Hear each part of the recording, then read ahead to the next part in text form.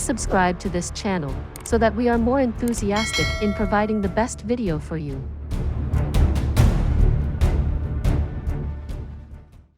Chapter 651.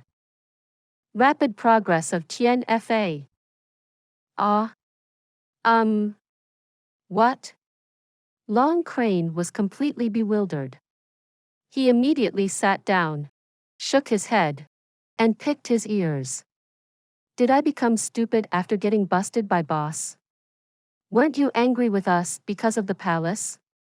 Then why are you saying this now? I mean, since it's already like this, it's not possible to restore it. Let's just use it then. Do continue building. Mei Shuayan also knew that she was not being very rational over this matter. She blushed but said fiercely, "Why? You still dare to be unwilling?" "What?" Boss blushed. "Are we dreaming?" Willing. We're very willing." The 6 kings went haywire as they nodded like they had dementia. "Well, then that's all for now." Mei Shuayan's expression was a mixture of happiness, shyness, and anger. She turned her eyes before she stomped on the ground. "You stupid beasts. Follow me. I want to talk to you." With a fragrant wind, she drifted away with a zap. Venerable Mei could feel her cheeks warming up. How awkward. The Beast Kings looked at each other and were puzzled. What's going on? But they were sure of one thing: they were beaten today for nothing, and they had no room to complain. The Snake King Green Hunter was also in a bad mood. "Hurry up and go. What are you still daydreaming about? Do you want to be busted again?" Whoa. She suddenly burst into tears and was gone with a zap. Why did she cry when she was not beaten? What is this? The 6 beasts were shocked at the same time. Seriously, what happened today was so dreamlike. They were beaten for no reason and the boss blushed. How could the boss blush? That was not all. Those who were beaten didn't cry while the one who was not beaten cried. What was this? Mei Shuayan was sitting in the center. The 7 kings below were standing in 2 lines. They were gasping for air and winced when they touched their wounds occasionally. The youngest king is still in training? Mei Shuayan frowned. Yes. The 6 kings replied simply. Okay. Tell me the number of beasts above level 9. I want detailed numbers. Mei Shuayan hummed and said. The bear tribe now has 1764 Xian beasts above level 9, including 824 at level 9, 640 at the middle rank of level 9, and 300 at the top of the level 9, Big Bear answered honestly. The Crane tribe now has 2,169 Xian beasts above level 9, including 1184 at level 9, 740 at the middle rank of level 9, and less than 250 at the top of the level 9, Long Crane said. The Eagle tribe now has more than 4,800 Xian beasts above level 9, including 3,600 at level 9, 1050 at the middle rank of level 9, and only 157 at the top of the level 9. The Eagle King was a bit ashamed. His tribe had the most above level 9s, but the least top ranks. The Tiger tribe now has 700 Xian beasts above level 9, including none at basic rank, 400 at the middle rank of level 9, and 300 at the top of the level 9. Earthcracker said with a grin. The Monkey tribe now has 2,500 Xian beasts above level 9, including 1,400 at level 9, 600 at the middle rank of level 9, and 500 at the top of the level 9. The Monkey King looked bitter. His tribe was the most difficult to manage among all the tribes. He was injured previously and his cultivation ranked down by 1. Many of his subordinates tried to take over and more wanted to overthrow him. It was a great challenge to his authority. If it weren't for Jun Moxie's pills which advanced him to Superior Supreme, a coup would have long happened. I will personally deal with the monkey tribe later. Mei Shuai looked at Monkey King coldly. Useless. How can you be king when you can't even manage your subordinates? Boss.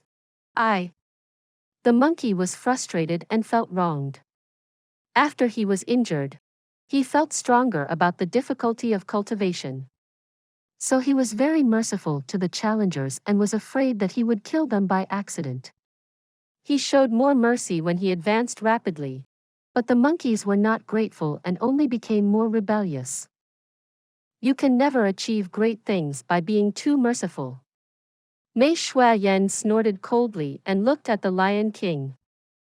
The lion tribe now has 3,600 Xian beasts above level 9, including 1,700 at level 9, 1,500 at the middle rank of level 9, and 400 at the top of the level 9. The Lion King then grinned before saying, "There were 3605. 5 arrogant bastards tried to challenge me. I tore them apart." The other lions were now more obedient than newborn cubs. Careless Rock smiled proudly. Well done. We must deal heavy punishment during troubled times. If they want to take over, they have to be prepared to pay the price. Mei Shuai nodded seriously.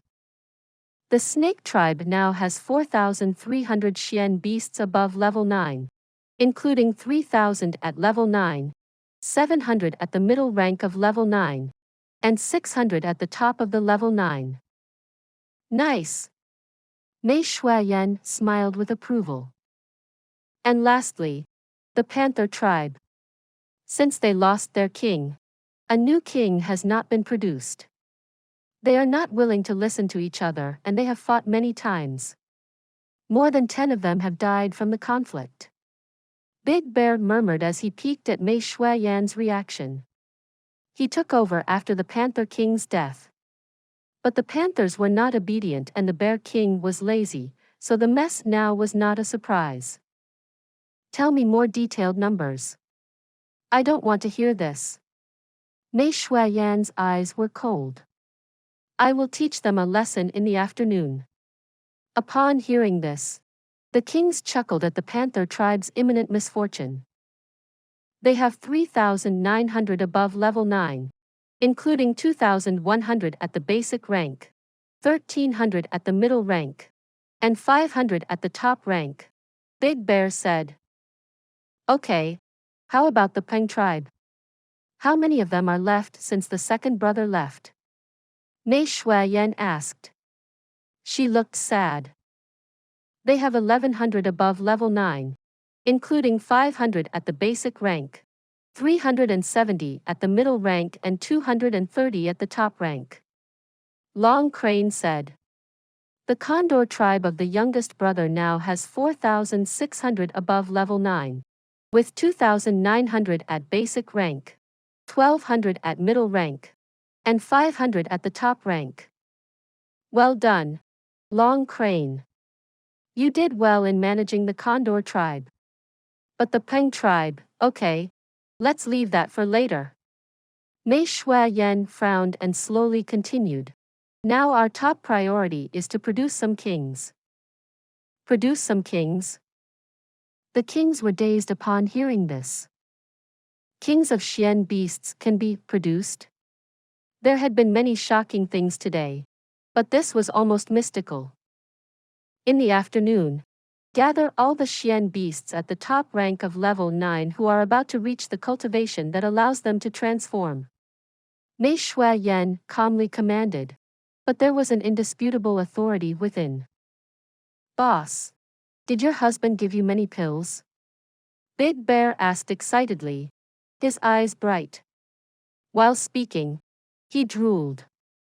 He slurped all the saliva back.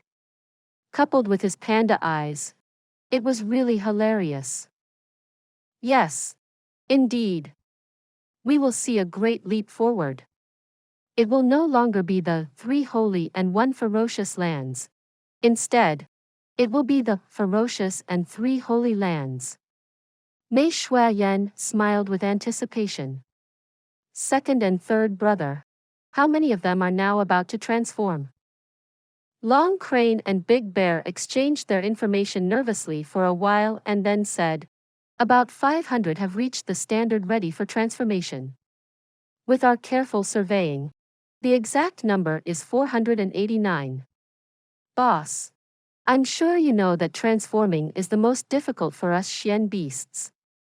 For every generation, we would have around that same number, but there would only a handful that succeeded in transforming. Most of them would be stuck for life. Long Crane sighed and said, the pills were definitely great. We all improved by at least a rank, and the Lion King and Monkey King even improved by 2 ranks. But I'm sure these sorts of pills are scarce. We can't get hundreds of them in one shot. Should we pick the best and give them the pills to ensure they can transform?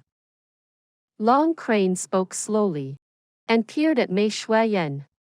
Although he did not sound optimistic, there was still hope and anticipation.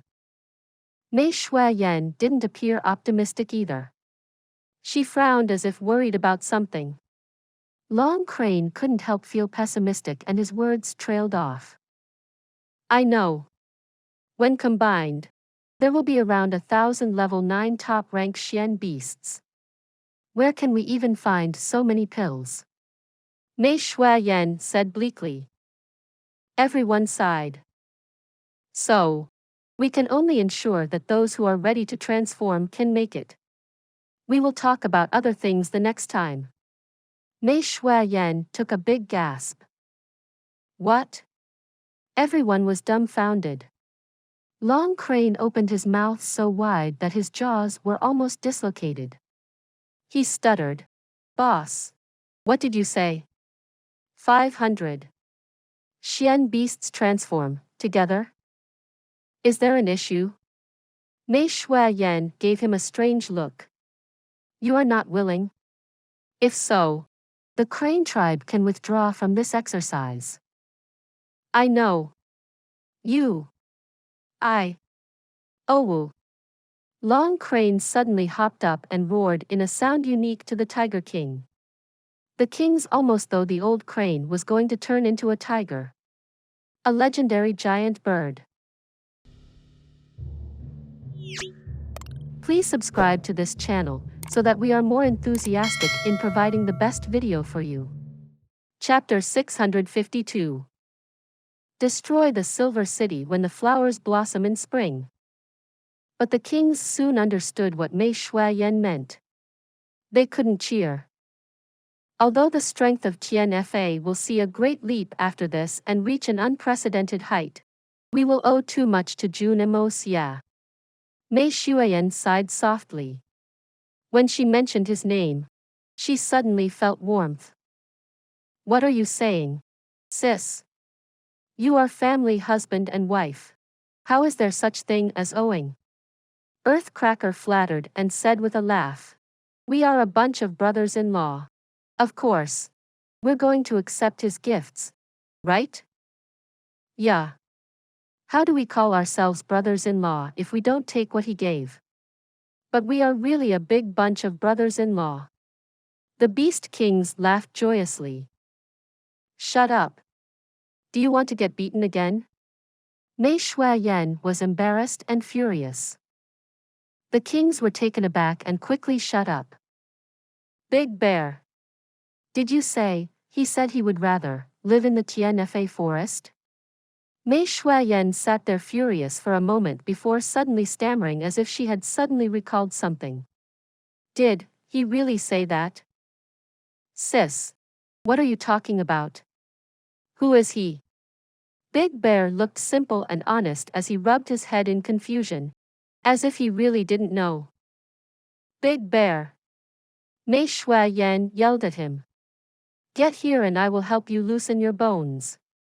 When you feel comfortable, I am sure you will understand. Oh. No thanks, boss. Aren't you referring to your husband? I know. I know.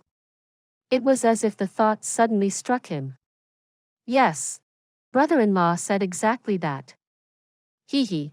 Tiger King can attest to this. We are honest people. We won't boast around. Earthcracker quickly nodded and said, Yes. I can attest. Sis. Your husband really cares for you. We are so honest. We never boast. The other beast kings were contemptuous. Honest? Never boasted? So shameless. Mei Shuayan blushed even more. She adjusted her breath. And her eyes flashed for a while. She said, Let's get back to the serious matters. Jun Xie is going to advance to the Blizzard Silver City. His action is to warn the world. And to seek revenge. The three Holy Lands will likely intervene in this matter. Now that we have received so many favors from Jun Xie, this time, we must do our best to help him achieve this goal. Sister, you can be rest assured. We will give our full support to brother-in-law's action and go through fire and water without hesitation. When it's time, all the Xian beasts of the Tian Fa forest will leave and flatten the snowy mountains. The kings made solemn promises. They beat their own chest to intensify the atmosphere. They began speaking about brother-in-law in a disorderly manner. Mei Shuayan did not stop them nor refute. She seemed to have accepted them calling Jun Xie brother-in-law. So for this period of time, we must improve our strength more. Mei Shuayan's eyes became as cold as ice and snow. From this afternoon onward, we will be in state of heightened security for 7 days to ensure that all the beasts will successfully transform. Then we will form an army with 6,000 flying beasts and 5,000 walking beasts. Arrange the army so we will have all our best beasts. Even if the three Holy Lands sends all their men, we of Tian Fa will not hesitate to face them head-on. We will shock the world and make history. Mei Shuayan was truculent as she commanded. Yes. The kings bowed to their orders with a serious face and a fanatical look. 10,000 years and Tian Fa will be great again. Mei Shuayan was standing upright on the top of an ancient tree, facing the wind. Gazing afar with a leisurely face, she sort of missed Jun Xie. It's only been a few days. And I'm missing him so badly. I really miss those few days together. We were fighting side by side. The snowy hotel, the intimate interactions, and the romantic conversations. Everything about him emerged before her eyes. Standing there stunned, Mei Shuayan could suddenly picture Jun Xie's attractive face, and also recalled what Jun Xie said before she left. Destroy the Silver City when the flowers blossom in spring. Destroy the Silver City when the flowers blossom in spring. That was the time to launch the attack. It was only 2 months away. He scheduled it on the 2nd of February. It was a tight schedule.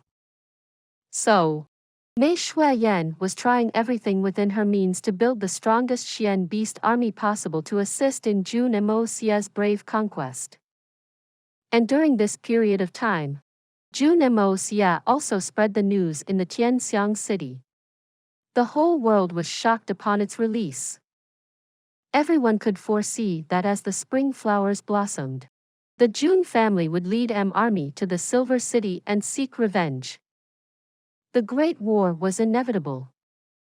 For 10 years, a loyal spirit could not rest in peace. 3,000 bloody days and nights. The dragon would raise its head on the 2nd of February. And a great army would flatten the Silver City. Apparently, Jun Xie wrote this poem after he had some wine. He then smashed a wine cup before shouting with belligerence and smell of wine. 2nd of February. Crush the Silver City. Kill the evil Xiaos. Seek revenge we will. Other might not understand why Jun Moxie scheduled it on the 2nd of February. But he had his reasons. 2nd of February. The dragon raises its head. This was a Chinese idiom. On the 2nd of February, I will represent the Chinese dragon and raise up my head in this other world.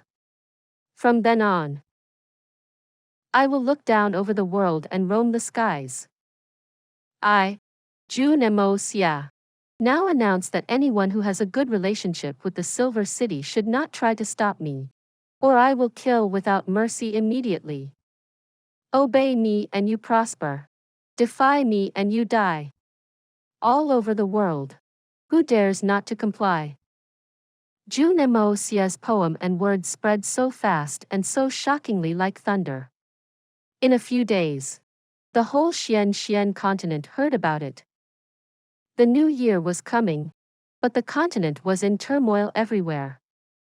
It wouldn't be a peaceful new year. Some people would be so worried that they would lose appetite on New Year's Eve. On the 29th of December, Jun Moxie received a letter from Li Yuran. On it were only a few short sentences. I'm leaving for the Supreme Golden City. It's New Year's Eve tomorrow, but I don't want to celebrate in the Tian city. With you here, I'd feel distressed. Perhaps I will return one day. And we will fight again. That time, I lost before having a proper fight, but the next time, I will put on a good one. P.S. Be careful that the Blood Sword Hall has changed their attire. The signature was, the Li Yuran who is leisurely leaving. Jun Moxie slowly clutched the piece of paper, letting it get crushed as he smiled faintly. He sighed softly. Li Yuran chose to leave on the 29th of December. 1,000 miles away from home on New Year's Eve. Even a wanderer like Jun Moxie had never experienced it. It was difficult to guess how Li Yuran felt at the moment. Nevertheless, Jun Moxie felt desolate for him. Presumably at this moment, he was beginning a long journey no matter how ruthless or cold-blooded he was and must have felt a trace of desolation. Although he was born into a wealthy family and had no worries about food and clothing since childhood, he did not necessarily enjoy his life. To the contrary, from childhood to adulthood, all he saw was cruelty, bloodshed, inhumane acts, and power struggles. His life may not be any more peaceful than mine. A son of a well-respected family who had wealth and care eventually chose to leave at a time of reunion. Jun Moxie knew that Li Yuran was showing his determination to stay away from power struggles with this resolute action. At the same time, Li Yuran also secretly disclosed a message to Jun Moxie. Be careful of the Blood Sword Hall who has changed their attire. Indeed, when they changed their clothes, they would no longer be the Blood Sword Hall. They could be ordinary people, honest businessmen, officers, soldiers, or even royal guards. Nevertheless, this piece of intelligence made Jun Moxie owe Li Yuran a favor. Although Jun Moxie was no longer afraid of any other force's raids, the news from Li Yuran hinted to him a possibility he had never thought of. Perhaps, Li Yuran's hidden agenda was still to put in some final efforts for his family. Twice, he forced Jun Moxie to owe him a favor as he quietly left the scene of political struggle. The Li family was now a decadent tiger with no teeth. They were no longer threatening, and this was exactly what Li Yuran wanted to convey. He wanted Jun Moxie to show mercy. This was his true agenda. Although he was cold-blooded, profit-minded, and ruthless, within him, there was still a speck of warmth and kinship. Jun Moxie sighed and shook his head. Without saying a word, he waved his hand and the piece of paper was shredded. He levitated with the wind, and with a burst of air, he was completely gone. In the hall of the inner courtyard, Bursts of laughter were audible. The whole Jun family was gathered here and Jun Tian was very relieved. Dongfang Wen Xian, Jun Moxie, Jun Yi, and Guan Qinghan sat in a circle. Dugu Xiao Yi was also staying at the Jun family and refused to leave no matter what. She made it very clear. What if they don't recognize me as Jun Moxie's woman if I left? I will go home for New Year's Eve. But I will come back at midnight on the new year. I won't let cooked duck fly away again this time. The Yuran in Li Yuran's name means leisurely. This is a Chinese idiom which means letting someone get away or being ready to do something one always wanted to do, but suddenly lost the chance. Please subscribe to this channel so that we are more enthusiastic in providing the best video for you. Chapter 653. Mistress? But she was not the only one who was staying at the Jun family and refused to leave. The old man Dugu Zongheng, the real master of the Dugu family, also refused to leave. It was really awkward for the Jun family to have him there. After all, he should be the one who was in charge of the whole Dugu family during the New Year period. But the old man had a good reason. All his sons were coming back during the New Year and they would definitely fight and make a mess. He really didn't want to stay at home and get angry at them. Having Dugu Wudi at home was enough. And his concerns were real. When Dugu Wudi came to find their old man, he was badly bruised. Seeing this, the old man took a stick and beat his son out the door. What happened was that when Dugu Wudi's two brothers returned, he, who had endured a year with the old man, wanted to show his authority as the eldest brother and finally negotiate about who would stay at home the next year. At first, the two brothers were still obediently listening to what their elder brother had to say with their heads down.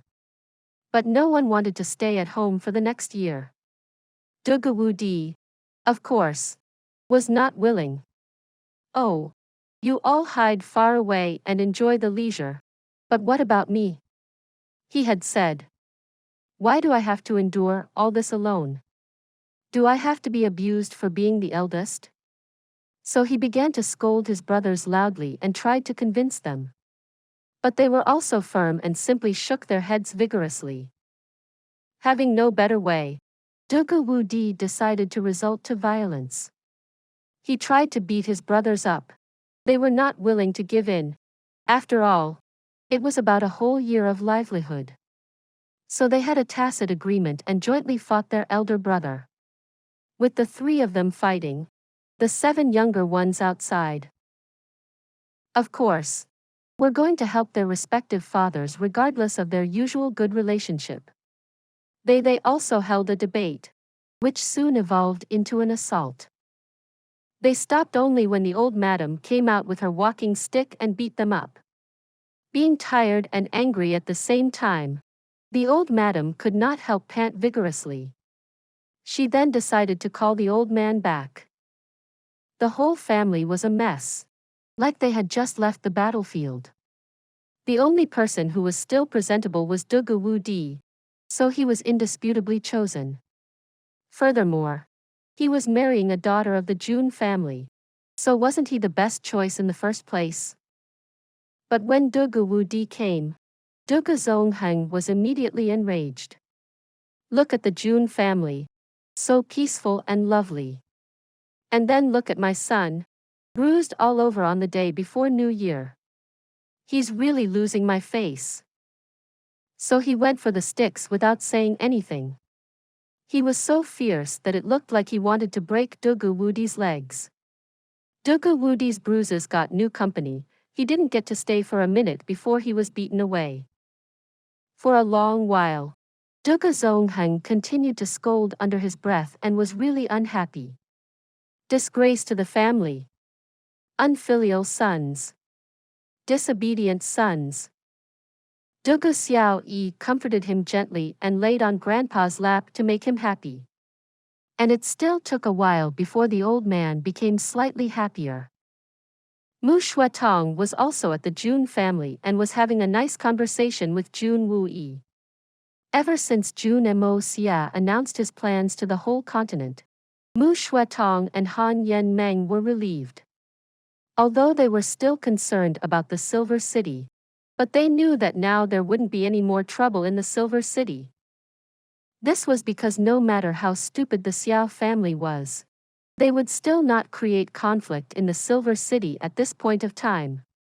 They might even have planned to let the Han family face the Jun family head-on. As for Han Yen Meng, just as she stepped into the hall, Jun Moxie, who had been avoiding her recently, took the initiative to talk to her. He was in fact exceptionally enthusiastic.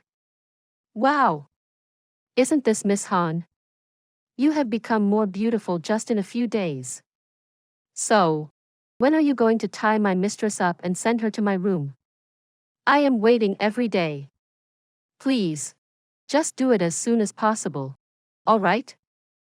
Han Yen Meng's tender face blushed and she felt that she had nowhere to stay. She almost went for the door and escaped. She really regretted it. I shouldn't have bet with this guy that day. This guy is so treacherous. He was waiting for me to fall for his trap all along. And I was still so foolishly thinking that I am winning, and then I had lost myself to him and became his mistress. I promised. I promised in the name of the supreme reputation of the Silver City. And I even need to tie myself up and get onto his bed. This is too embarrassing. Seeing his young sister-in-law in this helpless state with trembling lips, a bowing head, a blushing face, and a reluctance to face others with no more past cunning and arrogance, Jun Wuyi hurriedly comforted her. Only then did the little girl sit down uneasily. She sat for a while with her head down, and when she saw that nothing else happened, she mustered courage to raise her head. Her face was as red as a monkey's talk, but she gave Jun Moxie a glare when Jun Moxie was not looking. Jun Moxie turned around and immediately cried out, "Why are you like this? The bet is over, but you don't fulfill it. You are willing to bet, but refuse to lose. You dare to stare at me. Quick, quick, send me my mistress. I want her tonight. You quickly tie her up and send her to me. Don't forget your oath." I didn't stare at you. The little girl was about to cry and defended herself with little confidence. I don't care. I want my mistress tonight. You have to do it anyway. But you promised it. Gentleman Moxie laughed and looked at her proudly and said, "How nice it would be to have the first night with my mistress tonight. It's amazing to think about it. No wonder everyone says that. No matter whether you have money or not, marry a girl and celebrate New Year. What a truth. Having the first night with my mistress on New Year's Eve. That's double the celebration." Han Yen Meng's eyes reddened and burst into tears. She looked very bitter. Jun Wuyi and Mu Shuetong tried to comfort her and looked at Jun Moxie as if blaming him. Jun Moxie spread his hand and looked very helpless. "Mistress?" Du Gu Xiaoyi was on guard immediately and looked at Jun Moxie with her big, bright eyes. "Brother Moxie, where did you get a mistress? Why don't I know? Who is she? I want to meet her." The little girl had a murderous look on her face. Jun Moxie felt numbness on his scalp. He was teasing too happily and forgot about her presence. With a second glance, he saw Guan Qinghan had also leaned closer and seemed to be listening with great interest. As for his mother Dongfang Wen Xian, she was even more concerned. "Gosh, I am just joking around." Jun Moxie felt a sense of loss in scoring his own goal. "What's happening?" Dongfang when Xian came and sat beside his son and asked with great curiosity, "Who is it? Since when did you get a new mistress?" It's actually like this." Seeing that Han Yen Meng was on Mu Shui Tong's lap and refused to raise her head, Jun Moxie lowered his voice and explained. "These women are not going to let me go if I don't explain properly today." Haha. Dugu Xiaoyi giggled and trembled. "She lost herself to you in a bet? That sounds really creative." Jun Moxie put on a bitter face and spread his hands. "That's all. I am also very helpless, you see." Who didn't know that you're a playboy?" Guan Qinghan said in an unfriendly tone. "Perhaps you already have a crush on her, seeing that she is so pretty. And you planned everything to get her. You understand me wrong. How could I possibly do such a thing as such a pure, upright, and respectable gentleman?"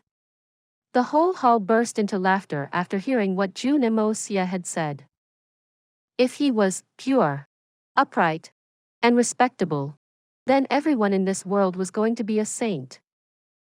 "I see." Dongfang when Xian was really entertained. "That's my son. So good at getting girls. Haha, but poor little Meng. How did she even lose herself to you?" Dugu Xiaoyi thought about the whole thing again and pouted. "She even has to tie herself up onto your bed.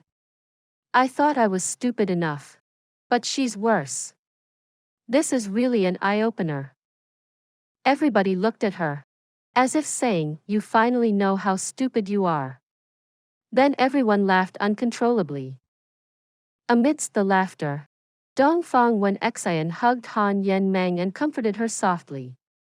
But she suddenly said, "Actually, little Meng, when you send him his mistress, don't tie too tightly, or she will be uncomfortable. She's also my daughter-in-law, so I will feel pity. Is that all right? Not too tight." Han Yen Meng opened her eyes in astonishment. She didn't expect that Jun Moxie's mother had also recognized this. She was obviously unwilling and started to twist around in Dongfang when Xian's laps to act in a pettish manner. "I don't care. Sister-in-law. You are also bullying me. Tell your son to stop bullying his elder." "Why are you still calling me sister-in-law?" Dongfang when Xian frowned and pretended to be agitated. "You lost yourself to my son to be his mistress. You can't call me sister-in-law anymore. And don't try to be an elder anymore in the future." Han Yen Meng was even more embarrassed. And her whole body heated up. She twisted and turned on Dongfang when Xian's lap, and refused to raise her head no matter what. Jun Moxie was also stunned. "What? Mother is taking it seriously?" At this time, the Dugu Xiaoyi also held the shoulder of Dongfang when Xian, and announced loudly, "Mother, I am your real daughter-in-law. I am. I've been looking forward to it for years. And Sister Qinghan. She is the real deal. She had already done that thing." Everyone was practically sweating bullets. She really dared to speak. How impressive. Please subscribe to this channel so that we are more enthusiastic in providing the best video for you. Chapter 654. Winners are kings and losers are villains. I don't regret. Dongfang when Xian laughed and hugged Guan Qinghan with her other arm and said with a grin, "Yes. You're all my daughter-in-laws. Huh. I finally will get to wait to be a grandma." In Jun Moxie's courtyard, Yi Guhan sat alone on a stone bench at night, humming an unknown sad tune. He was down and lonely, but his eyes were focused at the stone table in front of him. There were scripts on it. During everyone's reunion, Yi Guhan sat here in solitary and repeated a name on the stone table, Xiu Xiu. The fragrance of wine diffused into the evening air. Yi Gu Han smiled tragically as he threw away the knife and grabbed the wine jug. He lifted it up and poured it all into his mouth. His Adam's apple bobbed as he gobbled, but his eyes remained fastened on the names. Finally, the wine was finished and he was drunk. Yi Gu Han slowly pressed his cheek on the stone table against the cold characters as he opened his mouth to speak, but no words came out. Xiao xiao. A stream of tears flowed out and dripped onto the tabletop without a sound. It dripped right on top of the characters, and the moisture slowly froze and turned into a petal of ice. The Jun family was the party that issued the statement, and also the party that had completely disrupted the world. They could be called the initiator. Jun Moxie's statement instantly wreaked havoc across the continent and made the world more chaotic. The Jun family, the initiator, was probably the most relaxed one at the moment. But the other families were uneasy. In the palace, the emperor had a table full of luxurious food and wine, but he frowned and could not enjoy the taste. He did not even have the interest to move his chopsticks. The rise of the Jun family could not be stopped and was so rapid. Previously, they were only a normal family. Although they had the honor of being the family that produced so many legendary generals, they were still the subordinates of the imperial family. But now, they even dared to say that anyone who followed them would prosper and anyone who were against them would perish. This was undoubtedly challenging the imperial family. If they did not have real power, how could they make such a threatening comment? Although he didn't want to admit, but the Jun family now was definitely beyond the control of the monarch. Even the imperial family had to rely on them. The last time, when the second prince was scared to the extent that he wet his pants, Jun Moxie did not even try to cover up anything. He simply brought the two perpetrators home and did not make an explanation. It was as if nothing had happened. His Royal Highness was hurt by the Jun family's guests, and the family did not even try to do anything. They pretended nothing had happened. This was a complete disregard of the imperial rule. But the imperial family just left the issue as it was. In fact, even if the royal family wanted to do something, they could not do anything. If they tried to hold the Jun family responsible, it would end up even uglier. Nowadays, who didn't know that the third young master of the Jun family was an unreasonable person? He dared to murder in the broad daylight. And everyone also knew that the Jun family was very powerful now. Even Supremes and Superior Supreme could only approach and wouldn't be able to leave. And the whole family was one of the strongest super families. Even the most powerful, like the three holy lands, could only leave with casualties. What could others do? What was imperial rule to them? The superior imperial rule to a commoner was no longer incontestable in the eyes of the Jun family. As he thought about this, the emperor closed his eyes in dismay. He raised his neck and drank a whole cup of wine, but he choked and coughed. The originally sweet and delicious liquor now tasted bitter and was difficult to swallow. Normally, if a super family like the Jun family emerged in a nation, it would be a fortune to the country. The country would enjoy hegemony and stability for hundreds of years. This sort of family would not participate in expansionism, but would definitely not allow others to invade their country. Such a family would be a powerful amulet for any country. But now, this amulet had become poison for the emperor of Tian. And it was the most fatal type. Jun Hui, it's all because of you. The emperor could still picture his serious face, full of wisdom and calm. There was generosity and mercy in his determination and firm decisions. As he tried to conquer the world, there was still nonchalance. He was a war god. That Jun Hui. The general in white. Do I regret? If I did not make that decision, the Jun family would now be my biggest aid, wouldn't they? The emperor shook his head bitterly. I don't. Even if I were given another chance, I would do the same. Because I am the emperor. I don't allow that kind of thing from happening. Since you are called Wu Hui, I also don't have regrets one.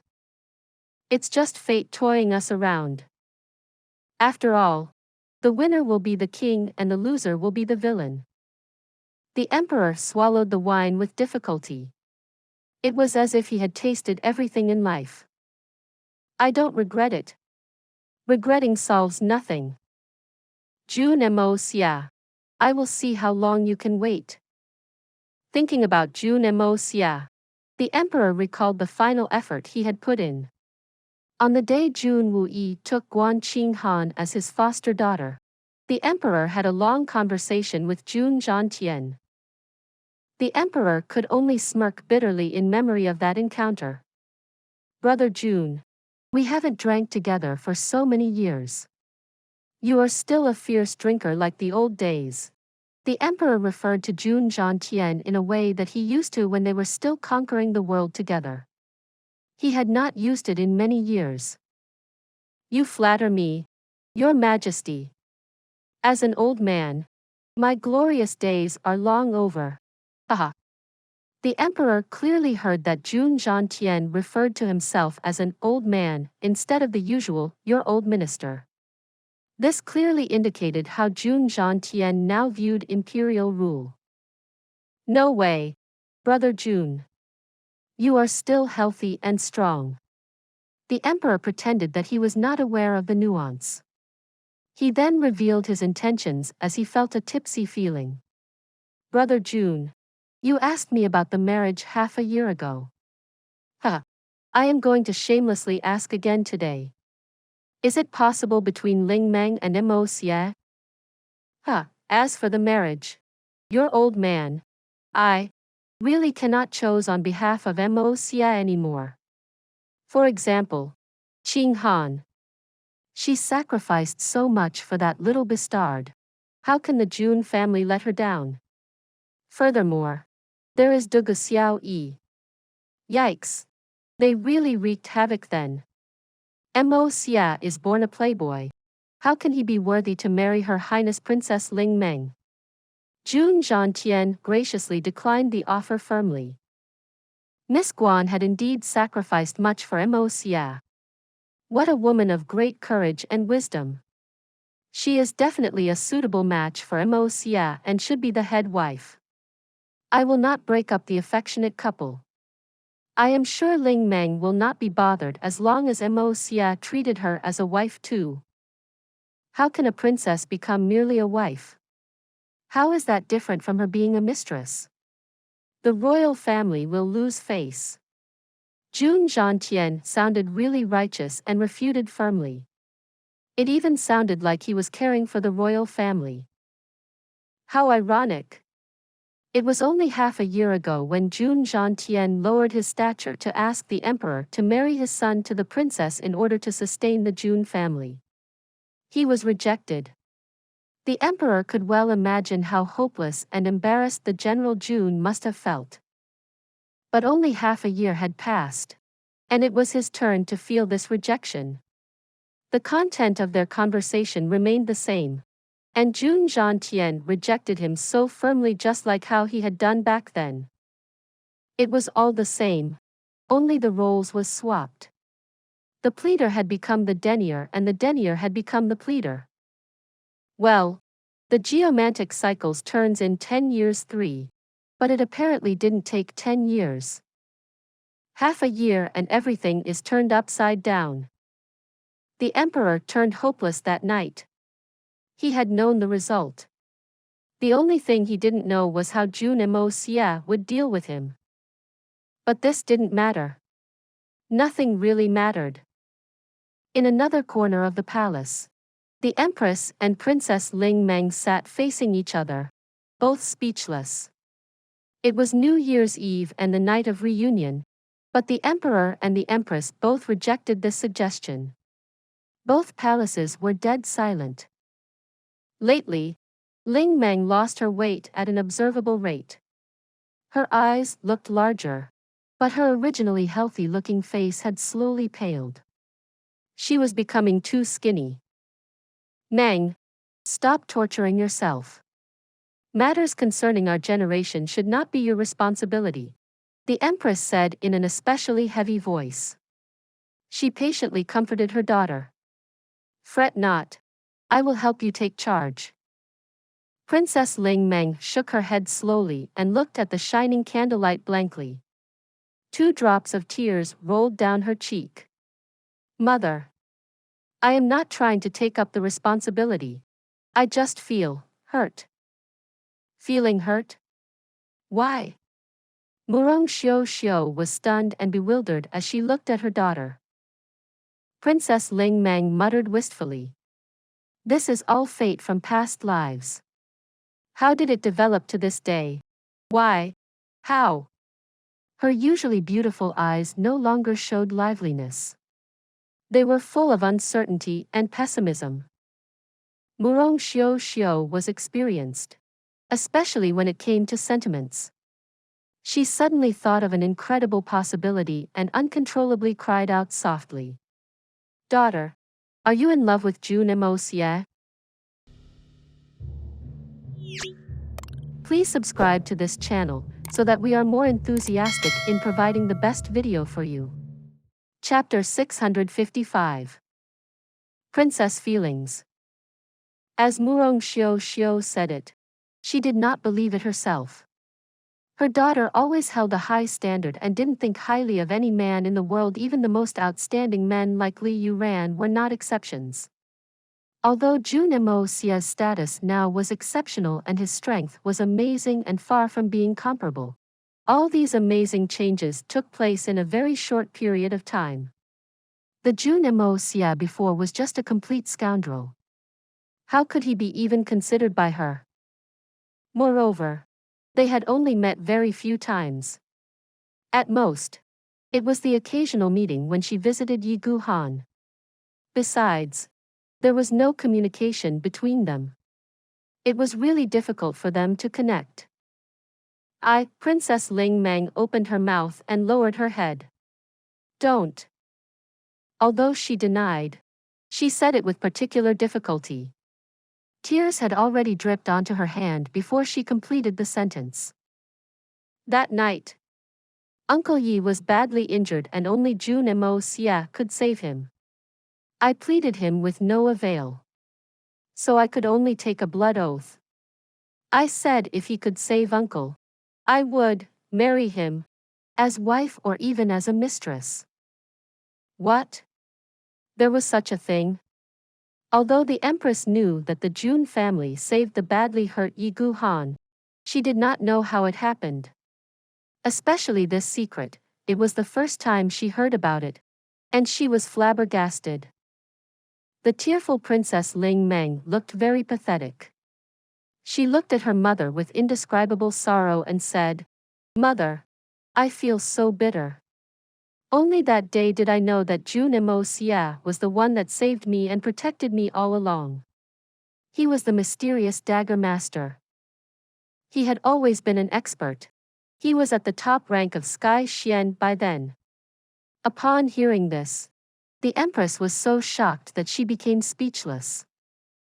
Princess Ling Meng continued. Since that day, I've been paying attention to all of his moves. And I've never missed any news. I even come up with a piece-by-piece analysis of his previous misdeeds. Mother, now I realize I am no match for Xiao Yi. Xiao Yi can see the good side of him, but I can't. Not at all. Staying in the palace courtyards isolated me from too many things. Whatever I want to know, I can only rely on other people's words. But the truth is always lost in the fog. Loyalty or treason, virtue or foolishness, I cannot decipher. The so-called quality of personality is even more elusive and difficult to evaluate. Mother, I remember you warning me when I was young. You said that the palace is a place of honor, but also the darkest and most depressing place. You were crying when you said it. I didn't understand then. How could I be depressed being the daughter of the emperor? I was always the exceptional one, the one of superior status. Shouldn't I be happy? But I finally understand now. What you said isn't even everything. The palace is also the most hypocritical and disgusting place. Everyone living in the palace is an idiot. No matter how smart, when they enter the palace, they will become dumb. We can't even control our own future. Our entire life is a lie and there's no truth. Mother, this is so deplorable. The Empress looked at the flickering candlelight blankly. She sighed deeply. The reflection of the flame was dancing in her pupils. It was like a dancing dream, revived by her daughter's confession. She recalled the past she thought she had long forgotten. There were once a confident boy, and a pure and beautiful girl. There was glowing and the growing warmth of the sun in spring and the aroma of flowers in autumn. There was also a moss-grown path they would walk past, side by side. And the hugs and cuddles. Unconsciously, her eyes were filled with tears. After a long pause, she smirked and murmured with a mocking and contemptuous tone. Royalty, honor, darkness, hypocrisy, disgust. Hee hee. Murong Xiao Xiao's voice sounded like they were coming from a distance, like she was sleep-talking. Mother? Are you all right? Princess Ling Meng was shocked by her mother's sudden action. She raised her head in concern and looked puzzledly at her mother. I'm fine. I just remembered something. The Empress smiled and comforted her daughter with a weak and bleak voice. Her thoughts were drifting away as she blanked out for a while. She lowered her head and covered her dropping tears from her daughter's sight. She said calmly, "Continue. I am listening." Yes, mother. For example, Jun Xie. His despicable behaviors in the past were only an appearance. Everyone said that he could not be saved, and the Jun family would be doomed the day Jun Tian died. This passed down from person to person and became widespread, consolidating Jun Xie's infamous reputation. Now, when I think of it, isn't everyone simply taking advantage of when they were down? If Jun Xie really showed his talent at a young age, would he survive till today? Princess Ling Meng continued with sarcasm. At least father would not tolerate. He can't tolerate another Jun Hui, can he? And what if it's someone even stronger, and might even seek revenge? She continued with a tone only an old man would have. Now I know why Jun Xie didn't hesitate to defame himself. Now when we know everything, I finally understand how much pain he must have borne. He's about the same age as me, but what he has experienced is so much more. I always thought highly of myself. I was clever and talented. But in comparison with Jun Xie, I was simply so childish. How ridiculous. How pathetic. Now, he is strong, rising almost overnight. He no longer needs to veil the truth and the Jun family has become an unshakable super family. Jun Xie's previously bad habits are gone and his name is shocking the world like spring thunder. And we only know the truth now, when it's too late. Princess Ling Meng looked more sad, but there was also a tint of pride. It is understandable. He no longer needs to fake and endure. Jun Xie is a man. A real man. Mother, I think he's even comparable with his father. And you still tried to deny. You are completely in love with him. Or why would you be talking about him in this sort of tone? The Empress sighed and said, "But how did you fall in love with him? Didn't you always look down at him?" If it's just the oath, do you know that marrying him and loving him is different? This is a dead knot and there's no hope. Meng. What do you want me to say? It's exactly because I hated him that the change of attitude came very easily, I guess. Princess Ling Meng looked bewildered. Mother, do you know this kind of feeling? When you thought someone was just a lowly worm crawling beneath, but he ends up being a soaring dragon. You made a mistake. You judged him wrongly, how would you feel? She smiled sadly and continued. Since I knew I misjudged him, I began investigating him. I analyzed everything and every word he said to me in order to understand his true meaning and motives. When I connected all these with the situation the Jun family was in and their vengeance over the death of the general in white, I finally realized that everything he said had meaning and an agenda. Mother, this is wisdom. Jun Moxie is a real man. It's easy to drag out an ignoble existence, but it's hard to endure all the insults while taking up all the burden. It's easy to die fighting for justice, but it is difficult to silently bear and act along with others' contempt. He had so many talents, but he made himself a clown for his family and their vengeance. This is too difficult. At least, I can't do it. So I find him exceptionally great. As I know more about him, I cannot stop finding out more. Mother, a man like him is every girl's dream. How am I an exception? It's not about the oath. I view him as the only man I acknowledge for my entire life. As the Princess Ling Meng said quietly. She looked up stubbornly and her face was full of tears. I know there is no hope at all. There is no hope at all. It is for this reason that I am speaking out. When Father revealed that truth, I knew that there was no hope between him and me. Not at all. We killed his father. How can he accept me? But I don't want to give up. I really don't want to. Mother. I'm not willing to let my feelings to be gone with the wind. She cried out loud. Everyone tried to deceive me. Everyone was talking badly of him. When Jun Tian came to talk about the marriage, Father rejected it so firmly, although I wasn't willing as well. If I knew the truth a bit earlier, I would pay the price for what Father had done.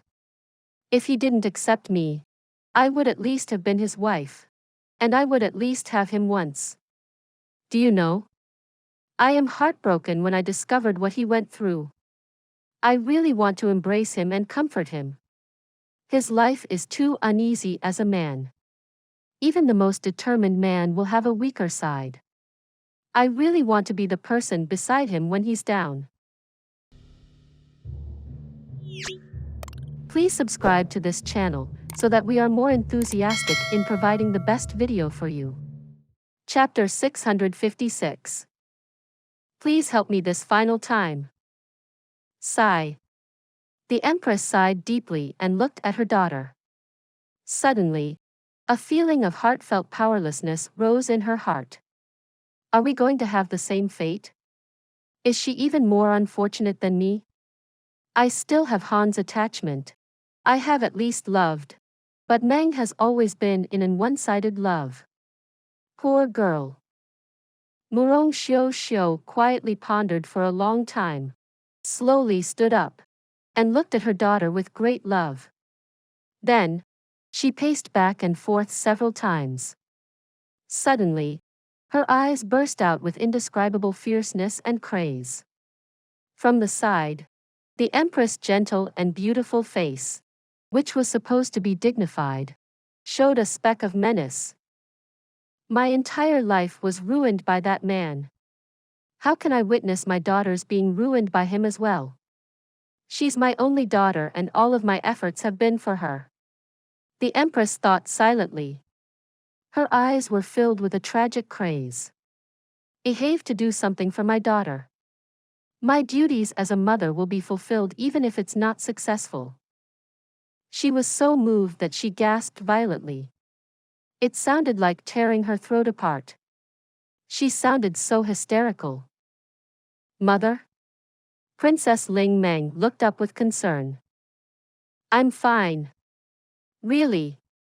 The Empress lowered her head, lest her daughter saw the anger in her eyes. She only waved her hand slowly and said, Don't worry too much. It's already late. Go rest. Watching her dismal daughter walk out obediently and disappearing from her sight, the Empress felt heartbroken. She bit her teeth and finally made up her mind. She stood up, refused the service from the maid, put on her overcoat herself, and suddenly said coldly, Call for the carriage. I want to leave the palace and go to the Jun family. Your Highness. It's now midnight. The maidservant looked at her anxiously. Did you not hear what I say? The Empress stared and said loudly. It was the first time she spoke so fiercely ever since she entered the palace. Yes. I am going right away. The maidservant almost collapsed to the ground in fear. She quickly made her way out. The Empress laughed at herself and listened to the sound of footsteps outside. Suddenly she tightened her collar and went out without hesitation. As she stepped out of the palace door, a shadow flashed like a phantom from the darkness and followed her step by step, like her own shadow. Ah, Jiu, where are the new guards who lately came on duty now? The Empress asked in a tone of indifference before she stepped onto the carriage. I heard that they don't have any duty. They were all in the guards' camp and acted as a self-organized brigade. All of them were arrogant and strong. I haven't seen them do anything on weekdays. And they didn't make a fuss recently. The shadow like Agio thought about it and gave a careful answer. They only stopped messing around half a month ago, right? The Empress asked calmly. Her eyes showed a strong sarcasm. Half a month ago was when Jun Moxie returned. Yes. Ever since then, they stayed in camp and never left. Not a single one of them, answered Agio carefully. He did not dare to look at the Empress because he could hear the gloominess and bloodthirst in her tone. The shocking case before the Yi family was executed. Were the culprits from the Blood Sword Hall? The Empress asked with a low voice. Yes, but this is an open secret among the bigger families in the city, Agio answered in surprise, only to find that the Empress had already mounted a carriage. It was past midnight and the freezing breeze blew. There was no starlight or bright moon. The wheels of the carriage rolled with sound as it made its way out of the palace. What? The Empress is going to the Jun family now? The Emperor frowned and his face was gloomy and scary. He had been drunk with his head hanging there weakly, but his gaze became as sharp as that of an eagle when he heard the news. Fierce and cruel. Yes. The guard knelt on the floor and didn't dare to raise his head. Okay. Go. The Emperor leaned back and closed his eyes, feeling tired. He massaged his own forehead and the sense of ruthlessness grew as his breathing became more rapid. He murmured, Why the Jun family now? Why? He looked more anxious the more he thought about it. A hysterical expression then emerged. He hollered with a low voice. Why are you going there now? Are you trying to betray me? Murong Xiao Xiao. I have tolerated you for so long. So long. He yelled and his eyes reddened from the alcohol. His face was full of menace. He suddenly said, Call Mr. Wen. Brother Wen, I want you to do something for me, please. Just as the elegant and nonchalant-looking Mr. Wen entered with a smile, the Emperor made a blunt request. You are flattering me. What's the matter? And I also have to notify you of something today, Your Majesty. Mr. Wen looked at him with a smile. You also have something to announce? Please say first. The Emperor was smiling, but muscles on his majestic face were obviously twitching in anger as his beard moved with it. There was a strong killing intent. I will be leaving the Tianxiang Imperial Palace and returning to the Supreme Golden City the day after tomorrow. It's not only me. All men positioned in palaces across the Xian continent were called back. From then on, we will not interfere with any secular business anymore. Mr. Wen said with a smile. What? Why? The emperor immediately stood up and looked at the man in front of him in disbelief. I am sorry, but it's true. Mr. Wen put on a more serious face. The indifferent words shattered the last trace of hope of the emperor. Why the sudden decision? Please tell me directly. The emperor asked with a deep voice as he sat back down with a bitter face. I don't know either. This is the decision from the highest ranks of the Golden City. We don't have a choice either. Mr. Wen stared at the man before him. Your Majesty. Do, take care. Take care, what can I even take care of anymore? The emperor laughed. His face was full of loneliness. He shook his head slowly and said with a low voice, during this period of time, I managed the country conscientiously day and night to deal with official business. It was even more tiring than the previous years combined. I really don't have much time left. Naturally, I need to settle everything so that I can pass everything down to the crowned prince. I'll have tea with Jun Xie afterward. Right or wrong?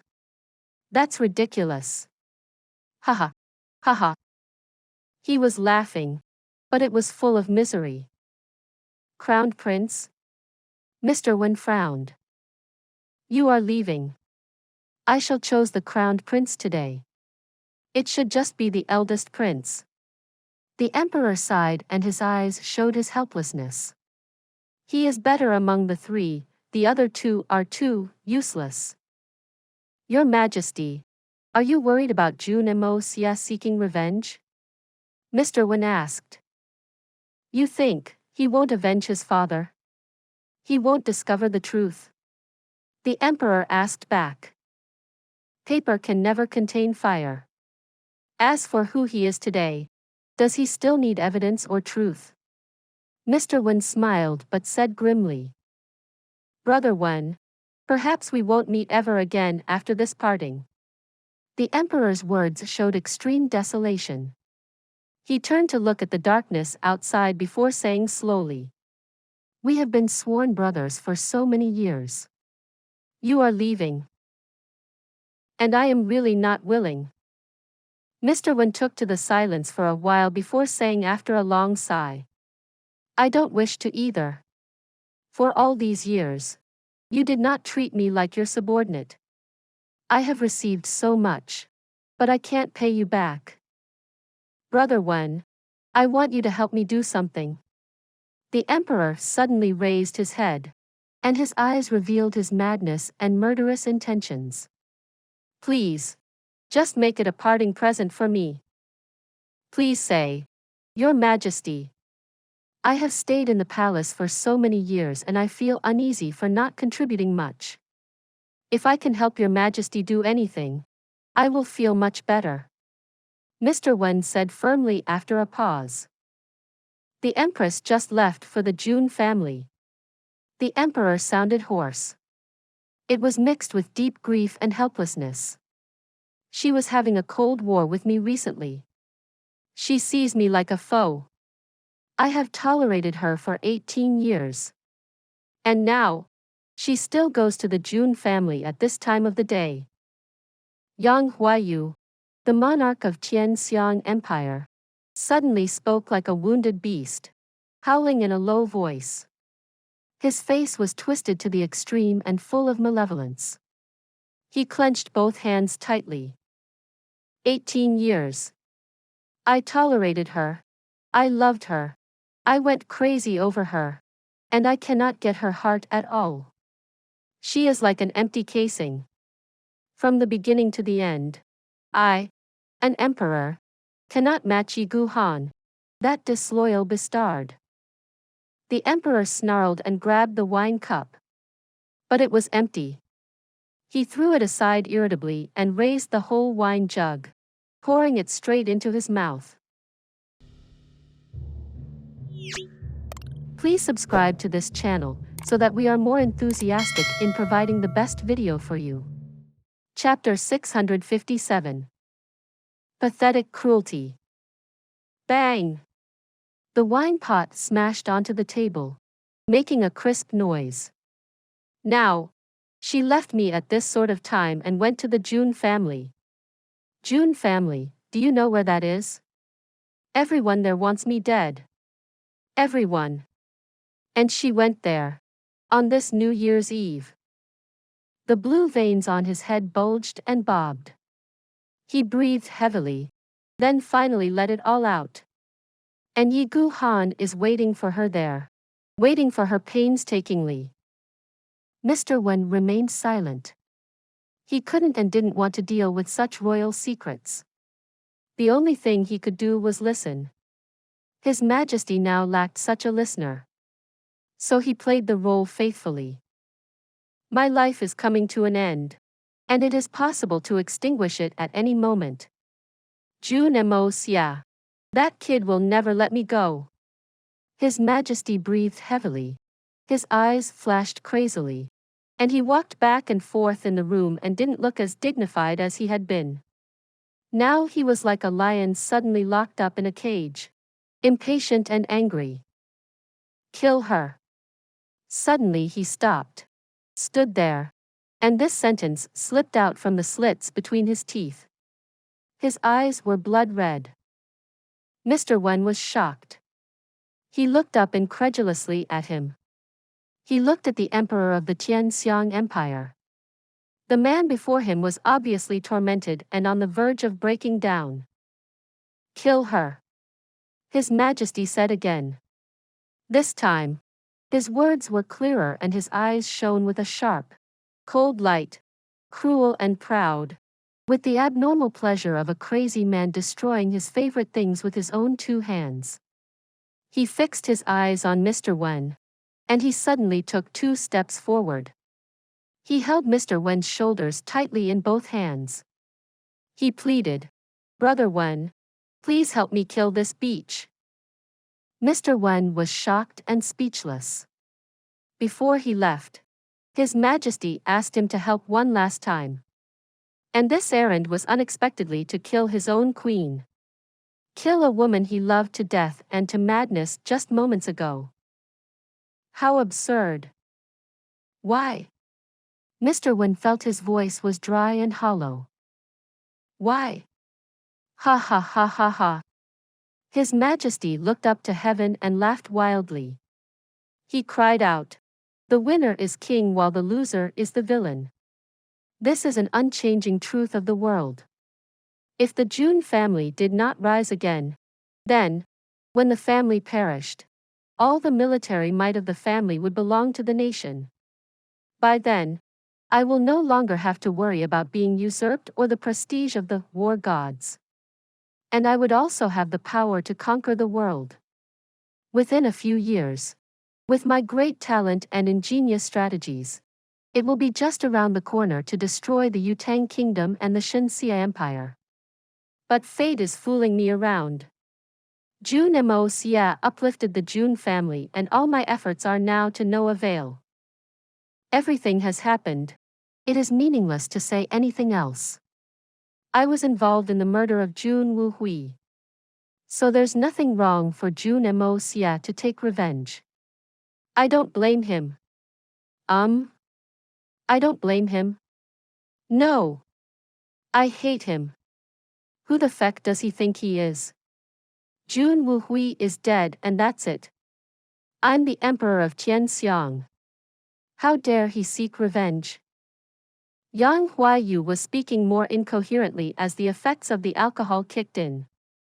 He said ruthlessly, I am the monarch. He is a minister. The monarch and his ministers are like father and sons. If the monarch wants his ministers dead, then he must die. This is called ethics. How dare the Jun family seek revenge?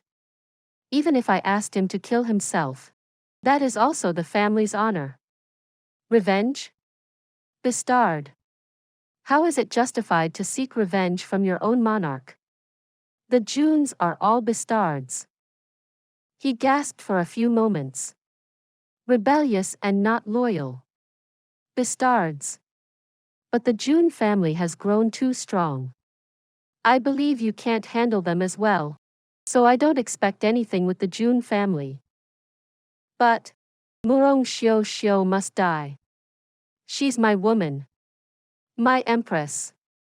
How dare she meet her lover on New Year's Eve? And she might even leak my secrets to Jun Moxie and betray me. She must die. He raised his arms fanatically and hollered at the sky. But that's just your guess. It may not be the truth. If it's only your suspicion, won't it be like a joke, to kill your own empress? Mr. Wen frowned. It's not just suspicion. I am certain. Very certain. The emperor's face was red and his eyes were full of menace. He gasped and said, even if it's just suspicion, she must die as well. He paused and suddenly yelled after a while. She's the love of my life. That's why she has to die. He grinned hideously. My woman. I will die any moment. So why should I leave her behind? Leave her behind so she can enjoy her days with her lover? Ha ha ha ha. One day my woman. Whole life my woman. I will bring her with me even if I die. No. I will let her wait for me in the underworld. I won't feel secure if she dies after me. Even if I can't receive her true love, I will forever occupy her body. I am the monarch. The emperor of Tian. How can I be insulted like this? Suddenly he sent out a kick and the carved table in front of him flew up, hitting the ceiling of the palace, and cracked into pieces with a loud bang. That's why she must die. Before me. Mr. Wen sighed sadly. His Majesty clearly lost his mind due to jealousy and hatred. You had countless chances to kill her. Why do you want me to do it? Mr. Wen frowned helplessly. I am not willing to lose her. How can I be willing? The emperor roared furiously, seemingly dissatisfied with his own weakness. She has never loved me, but she is the only woman I ever truly loved in my entire life. If she didn't go to the Jun family today, I wouldn't want to kill her, because if I did, no one will cold war with me. No one can torment me like that anymore. I will be lonely. I will be sad. Suddenly he rushed over and grabbed Mr. Wen's hand. Brother Wen, help me. Help me this time. Kill her for me. He eagerly looked into Mr. Wen's eyes. Anyway, you're going back to the Supreme City tomorrow and killing such a woman is easy for you. After killing her, you can leave immediately. Even if the Jun family intends to pursue, I am sure they can't shake the Supreme Golden City, right? Mr. Wen looked up to the heavens and sighed. His facial expression changing, it was full of contradiction and indecision. Brother, please help me this time. His Majesty's eyes burst into tears, but they shone with a flash of madness. I can't allow my woman to be held in the arms of other men, let alone have such a scrub like Yi Gu Han sitting on top of her. Please accept the request, and fulfill our wishes to be husband and wife. This is my last wish, and the only request I make to you for a lifetime friendship. Fine. Mr. Wen thought for a long time before he finally made his difficult decision. Obviously, this decision was also a painful one for him. I'll go. But after I kill her, I'll leave and never come back. Thank you, Brother Wen. His Majesty bent down and bowed deeply, as he said, She has just left the palace. She should not have gone far. And hasn't reached the Jun family yet. With your speed, I am sure you can catch up with her. Now? Mr. Wen frowned. Yes. Now. The emperor nodded. Okay. Mr. Wen's placid face was a little depressed and his muscles twitched. He said slowly, I've always kept a low profile and have never done anything wrong in my life. The last thing I will be doing before I leave the secular world is to kill a woman that isn't related to me at all.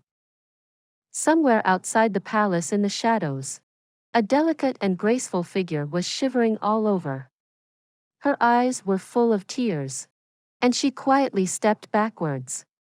She suppressed herself from crying and dashed out fanatically. It was Princess Ling Meng. As she left her mother's place, she realized that she had not yet greeted her father tonight. Although she didn't want to come, she still made her way here, because she wanted to ask her father something. She wanted to ask whether he was willing to concede on Jun family's matter and repent his wrongdoings. In her dreams, if her proud father was willing to step back, would all the hatred alleviate? Then she would. When she reached here and heard his father roaring, her curiosity drove her to eavesdrop by switching place with a guard at the door. But she never could imagine what she would hear. It was like a flash of lightning to her. Her father, who she had respected from a young age, wanted to kill her beloved mother. This cruel fact almost made Princess Ling Meng faint on the spot. But she did not dare to faint, and even feared that she would, because mother is in danger. For a long time, she always thought that her father was a good emperor as well as a good father. It was not until that time when she saw her three brothers fighting for the emperor's place, and realized that all these were planned by her father, that she started to doubt her judgment. Later, when she happened to know that her father also played a role in the evil plot against the general in white, Jun Moxie, she already felt something was wrong. But today, she was completely disillusioned. All hopes and fantasies were gone. My father is such a selfish, cruel, ruthless, and paranoid person. He wants to kill mother. And he ordered others to kill her. How unbelievable. A husband wanted to kill his most beloved wife due to paranoia and jealousy. An emperor who wanted to kill his empress because he suspected that she would have an affair with someone else after his death. How ridiculous. Princess Ling Meng ran a long way before she reached the royal stables crying. She tore off the reins of the horse, mounted, and whipped her horse on its B***tocks. She roared with all her might. Go! The fast horse neighed and its front hoofs left the ground as it pushed back with its hind limbs. It shot out like an arrow, cutting through the night. Who is it? The guards at the palace gates asked loudly. It's me. Open the gate. Princess Ling Meng screamed as she cried. Yes. It's the princess. The guard hurried, greeted, and opened the gate. Princess Ling Meng used more strength in the legs, and the horse leaped out like it was riding clouds with another neigh. It galloped past numerous gates, and the thuds were loud like thunder. Snow was flung up into the air behind its path. At the same time, a slender figure in the palace rose silently, drifted for 8 meters in air before suddenly spreading his body like flag swirling in a storm. With a zap, he was gone. The emperor stood by the window with a pleased and brutal smile. Please subscribe to this channel so that we are more enthusiastic in providing the best video for you. Chapter 658. Drifting. Withered petals in the snowy night. Your Majesty, the princess has just left by horse. She was in tears and a very bad mood, so we didn't dare to stop her. The gatekeeper came to report. Ling Meng? The emperor was first surprised. But he soon smirked and said, the two of them, mother and daughter, are both leaving me to find their lover. Ha! Ha! Forget it. Bring me wine. I will celebrate tonight. Yes, sir. The cold wind whistled through. The dust like snow was blown up, dancing in the air. The most prosperous streets in Tianxiang City appeared spooky. A small yellow carriage with beautiful curtains, which was escorted by 100 men, proceeded slowly. In the carriage, there were hesitation and struggle on Murong Xiu's beautiful face. Do I really have to do this? The next moment, a sullen figure seemed to have emerged before her eyes. It was a lonely and desolate man with a pair of eyes that showed not only despair but also great affection. Han. Murong Xiu's facial expression showed her longing. Although she never put on this face when she saw Yi Gu Han, every time she recited his name at night, she always felt bitter. And this very bitterness reaffirmed her that she was still alive and was a woman. This love story tormented the life of 3 people. It became the nightmare and eternal scar of Emperor Yang Huayu. It also became a never-fading memory of Murong Xiu and Yi Gu Han. This night, Murong Xiu found that she was very strangely recalling too many past events, affection, and vows. It was as if she had just experienced it. During this short journey, it seemed like she had journeyed through her whole life once again, without missing any details. Han. I'm so sorry. There were tears on Murong Xiu's face. At this moment, she suddenly remembered a poem left to herself before Yi Gu Han fled in the past. She smiled sadly and took out a plain white handkerchief. On it were several lines of blood-red characters that were embroidered in a nice calligraphic style. I do not regret planting this deep affection and am willing to travel alone. How pitiful fated couples could only meet in dreams.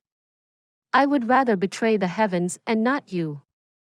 When Yi Gu Han left, Murong Xiu embroidered the poem on this piece of silk handkerchief and brought it with her all the time. No one else except herself knew that the red was her own blood. She used her own blood to stain white thread and embroider the words from her lover bit by bit. I was kept until today.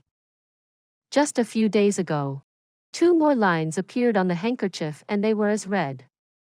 If we are still destined in our next life, I would rather betray the heavens and not you. Yi Gu Han recently changed the last 2 lines of the poem. Murong Xiu embroidered it onto the handkerchief together with 2 more characters. I am looking forward to it. Han. Not only you. I am also looking forward to it. If we are still destined in our next life, I would rather betray the heavens and not you. If there is a next life, I will only belong to you.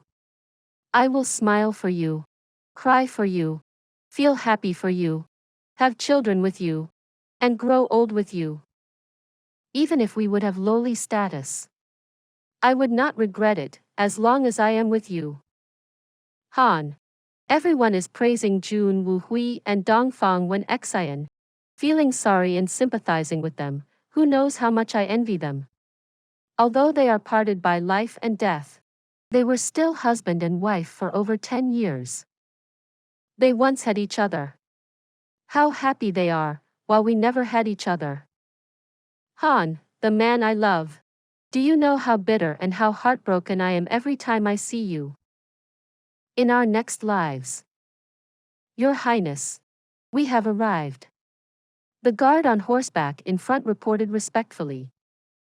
When he said that, Murong Xiu had just finished recalling her life until the present. She was still in Wonderland. This sentence woke her up. She lifted the curtain and said in confusion, so fast. So fast. The guard was speechless. It snowed so heavily and the ground is so slippery. How were we fast? We were slow. A gust of wind carried snow right onto Murong Xiu's face as she peeked out of the lifted curtain. She suddenly shivered and there was an ominous premonition. Is this the end of the road? Or is it the end of my road?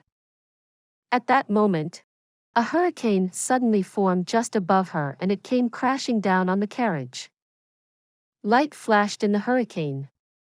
There was a sword. Your Highness, be careful. The appalled guards cried out loud. In the distance, thunderous hoofs rolled in like a storm. This person must be mad to ride a galloping horse at night when the ground was frozen like a mirror. If she slipped and fell, she might be seriously injured or even dead. She was not taking her own life seriously. In the wind came a faint but desperate cry. Mother! Be careful! Mother! Be careful! The voice was blown intermittently by the bitter cold wind, but you could hear the infinite despair and anxiety in the voice. It was actually Princess Ling Meng riding the galloping horse. The cold wind blew her face and messed up her hair. The tears on her face were frozen. Murong Xiu heard the guard's exclamation and saw the coming hurricane overhead, as well as the vague figure contained within. The sound of horses' hooves behind was also audible, and her daughter's desperate cry was also clear amidst the cold night wind. She suddenly felt as if her body dropped into an ice cave and was petrified. She had no way of protecting herself under the pressure of the tremendous Xian Qi. But there was in fact a trace of relief on her calm face. Is this the end? With a desperate, wolf-like hoarse sound, Jio's shadow-like body appeared suddenly. He kicked the carriage and it immediately slid backwards. The slippery, frozen ground became an advantage now. And his thin figure shined in a bright yellow light, as he roared in desperation and faced the shadowy figure in the hurricane head-on. The top rank of Earth Xian. The Empress bodyguard was such an expert. But the assassin was Mr. Wen, and he was a supreme. Let alone Earth Xian. He could instantly kill a top sky Xian expert. But Jio did serve to block him. There was an explosion of blood in midair. Jio's body instantaneously became blood and pieces of flesh rained down from the skies when he charged upwards. Mr. Wen was even faster than the showering blood. He was like a demon descending from the sky. He carried a small baggage with him. He was leaving for the Supreme Golden City immediately after he killed Murong Xiu. And he would not be involved in secular matters anymore. Protect the Empress.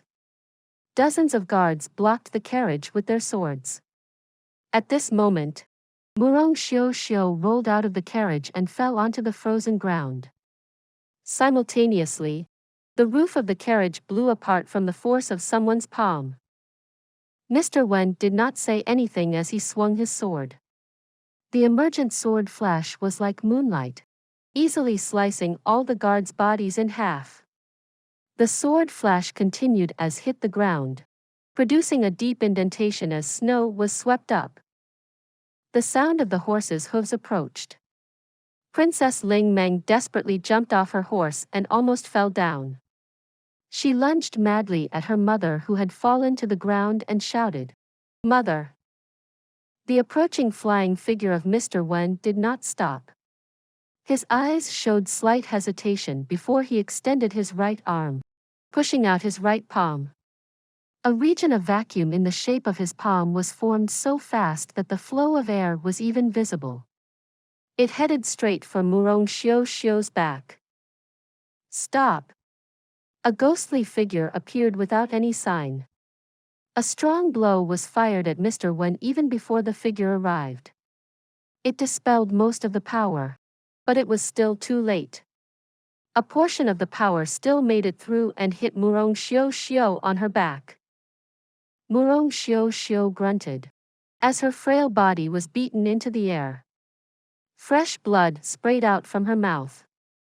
She was like a flower forcibly plucked from a branch, falling powerlessly from the air. Her goose-yellow dress unfolded in the air.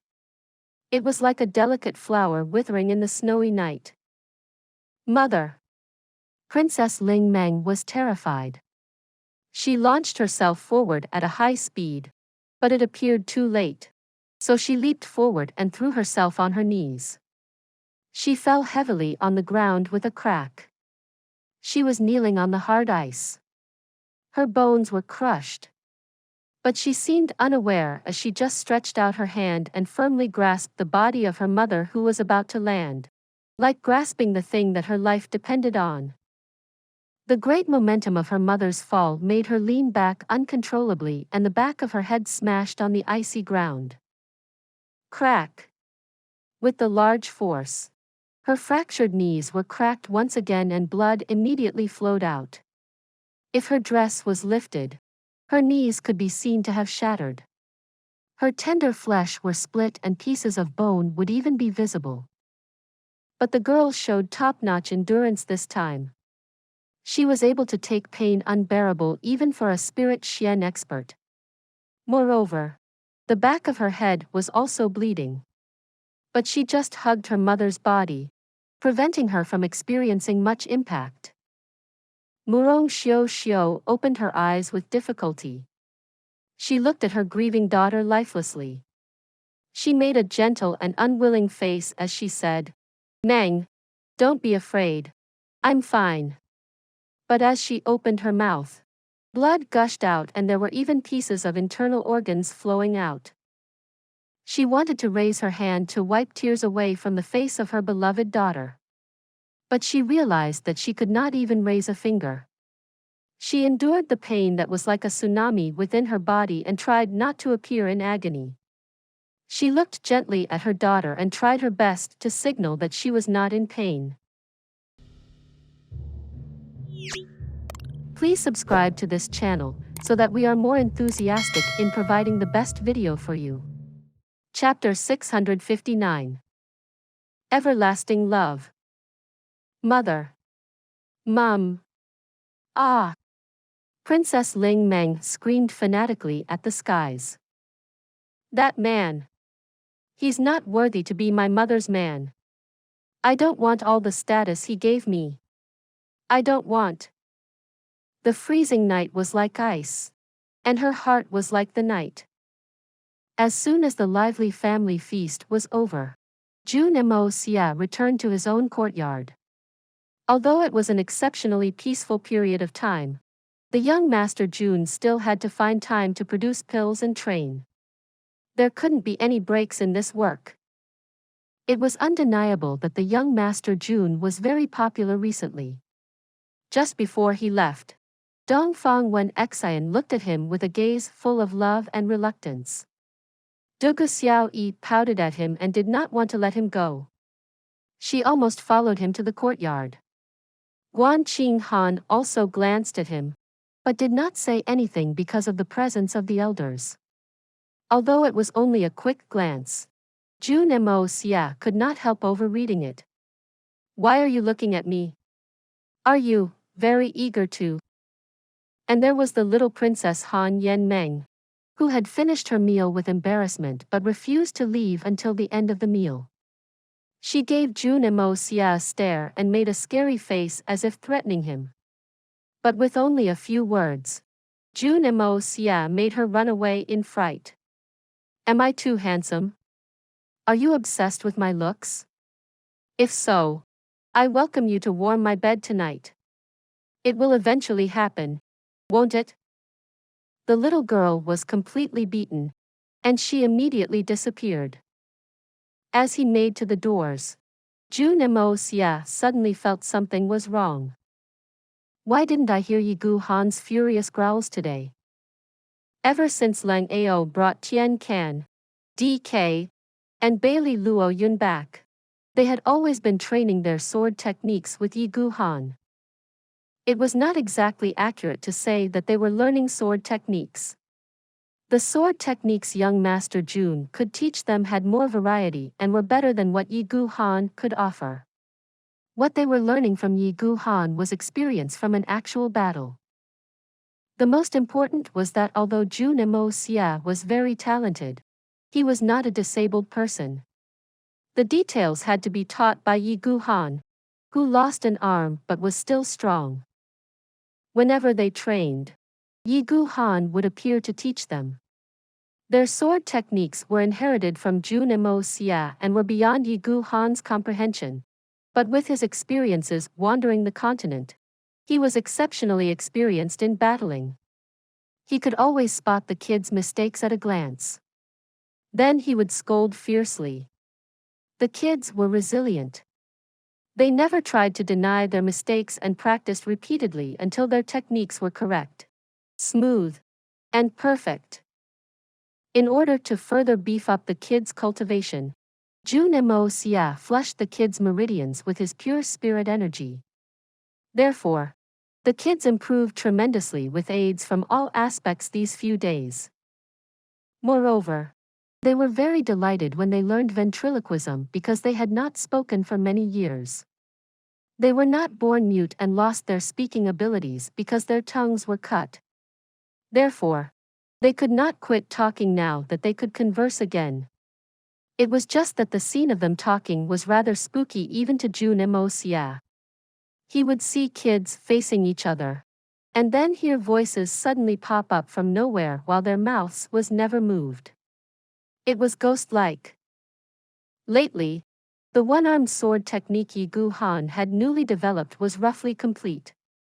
Although Yi Gu Han could not smoothly perform the technique to reach its full power due to his lackluster Xian Qi, he clearly knew that the new sword technique he developed on the basis of Jun Moxie's one-armed saber technique was much more powerful than the latter. It was because this technique contained too much of his tragedy and lifelessness. The main feature of the technique was its extreme sharpness. Furthermore, it was a one-armed technique, so the angles at which the sword was brandished was unpredictable and almost impossible to an ordinary eye.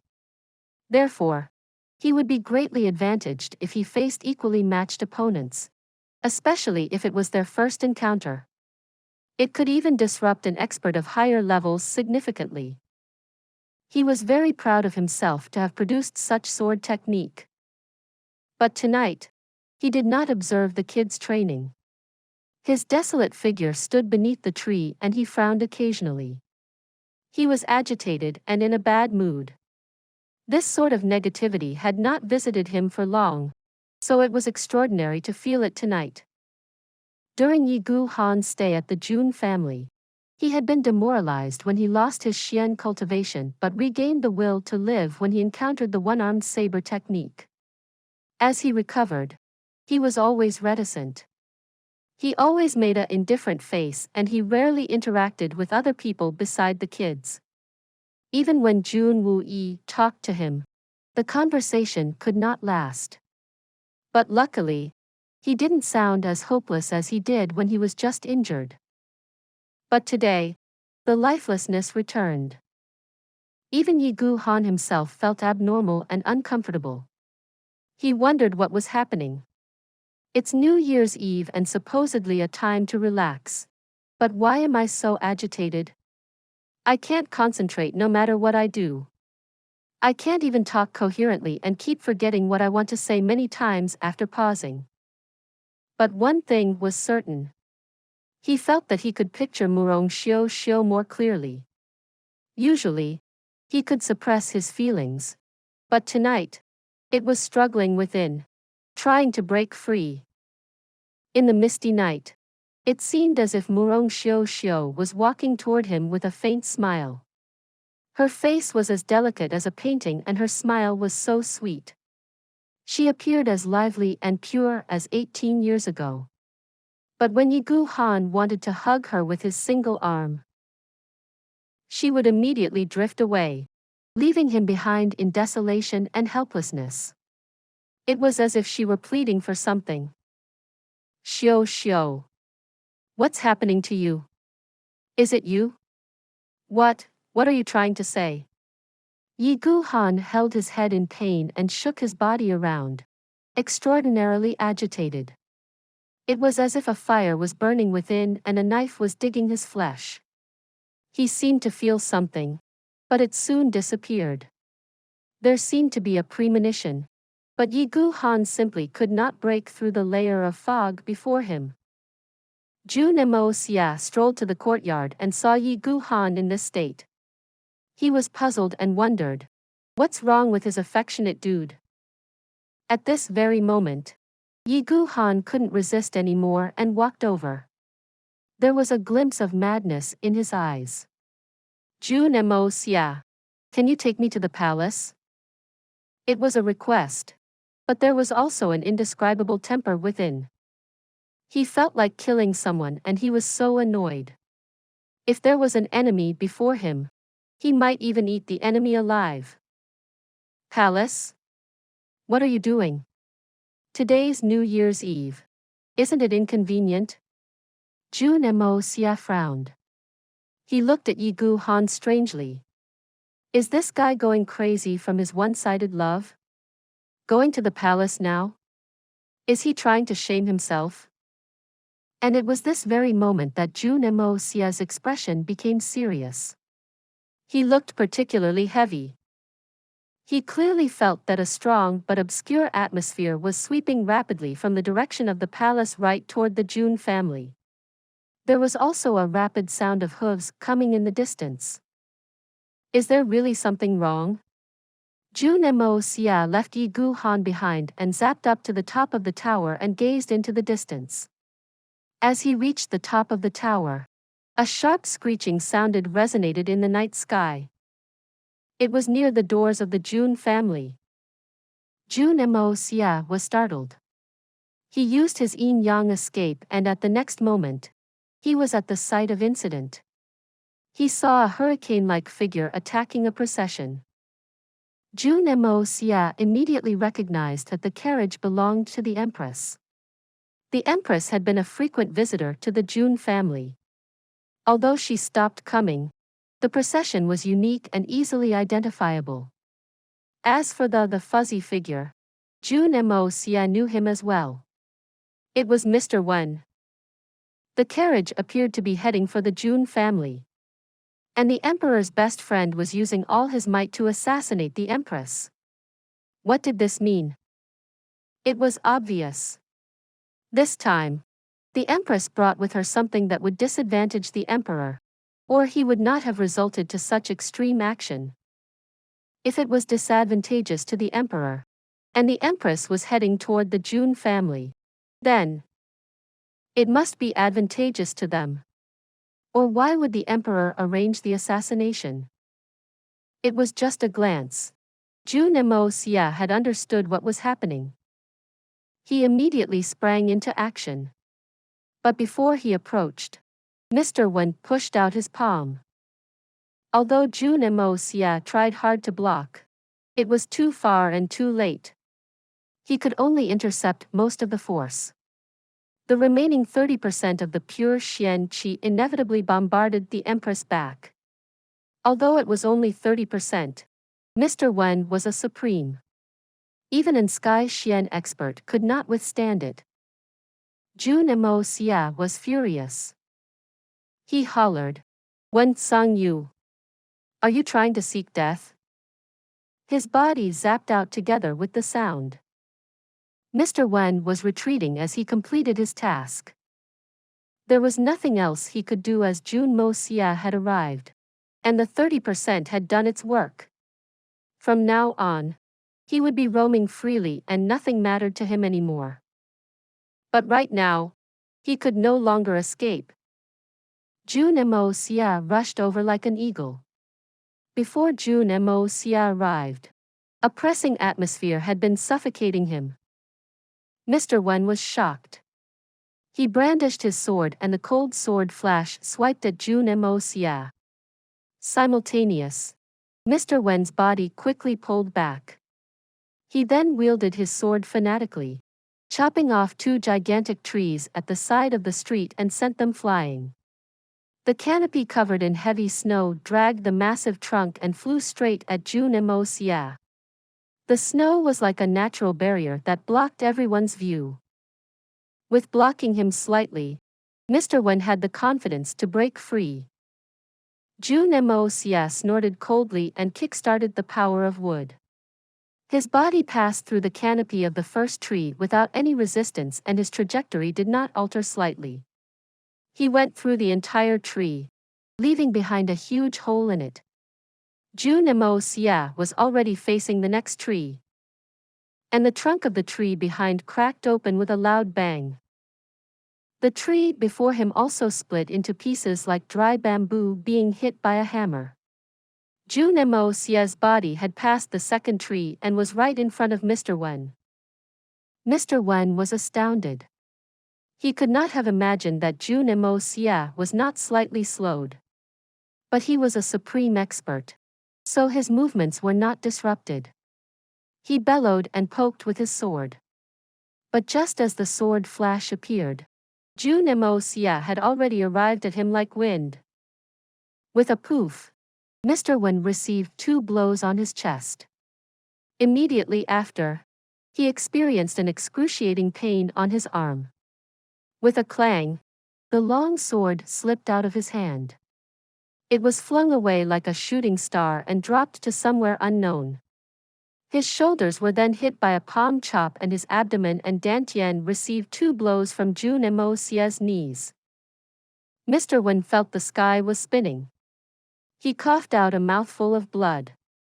His internal organs were on fire and his xian qi was wreaking havoc in his body. He could not utilize his extremely pure xian qi anymore. In less than 1/10 of the time needed to blink an eye, Mr. Wen had fallen from a complete advantage against the Empress procession into an endless hell. And Jun Moxie, who was in front of him, disappeared suddenly.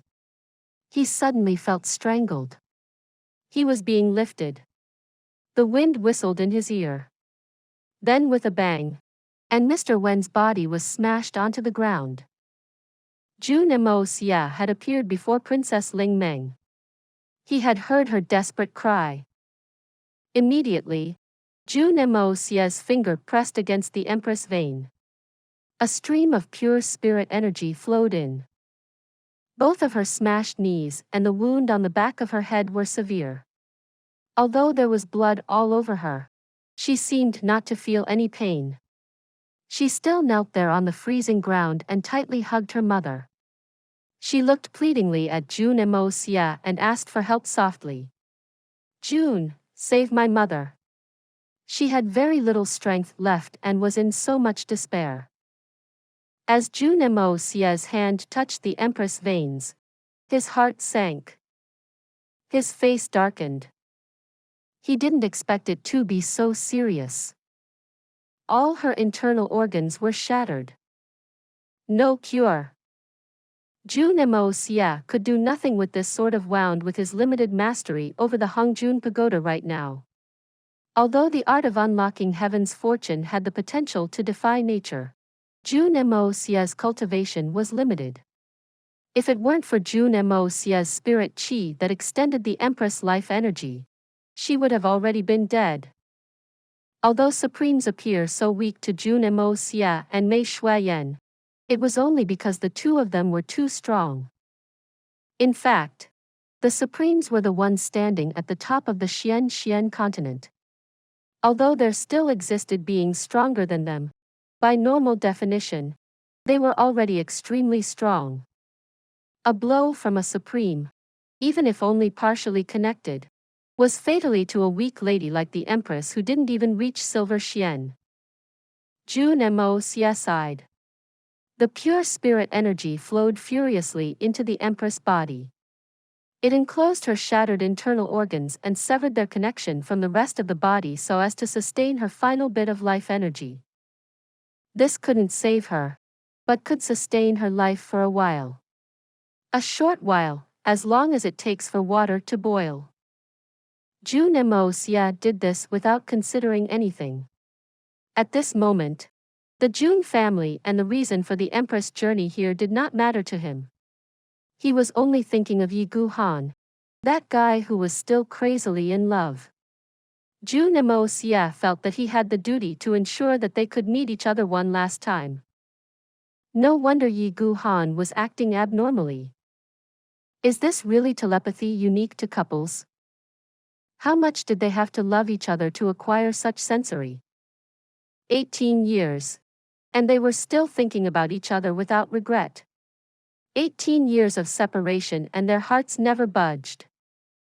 Jun Moxie felt he could not be indifferent to this love story. At this moment, his abnormal stubbornness took over. He didn't care who this woman before him was. He only knew that Monarch Jun Xie and Yi Gu Han were a couple and he had to do what he must. Identity, etiquette, and morals did not matter to him. And he didn't think about it at all.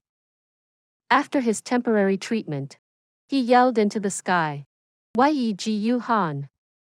He controlled his voice as much as he could so that its volume exploded only after the sound waves had passed Monarch Jun Xie, lest the shock wave hurt Monarch Jun Xie again. Upon hearing the name, Monarch Jun Xie was suddenly hopeful. There was anticipation and yearning in her eyes. At this moment, with two whistling sounds, Solitary Eagle and Feng Wanyan flew over like they were riding clouds and landed beside Jun Moxie. Now the strength of these men were truly of superior supreme. They were both shocked seeing what was before them. Yi Gu Han felt an ominously growing when he heard Jun Moxie's call. Without hesitation, he dashed out. His long hair danced in the wind. He was full of solitude. From afar, he saw Jun Moxie squatting there, seemingly holding something in his hands. Yi Gu Han's rapid breath from running suddenly stopped. His lungs felt blocked and his heart blank. He finally realized something and he began running over, unaware of anything else. As he reached there, the whole world before him seemed to lose color. All he could see was a face and a pair of eyes. The face that was jotting up with difficulty and a pair of gentle eyes. Seeing Yi Gu Han, the pair of eyes could no longer veil the true feelings. It became deeply affectionate and filled with attachment, reluctance, and endless guilt. Han. Monarch Jun Xie tried to keep her voice from trembling. She didn't dare to blink her eyes, as if she would forever lose the sight of this intimate and yet unfamiliar face if she did. Xie.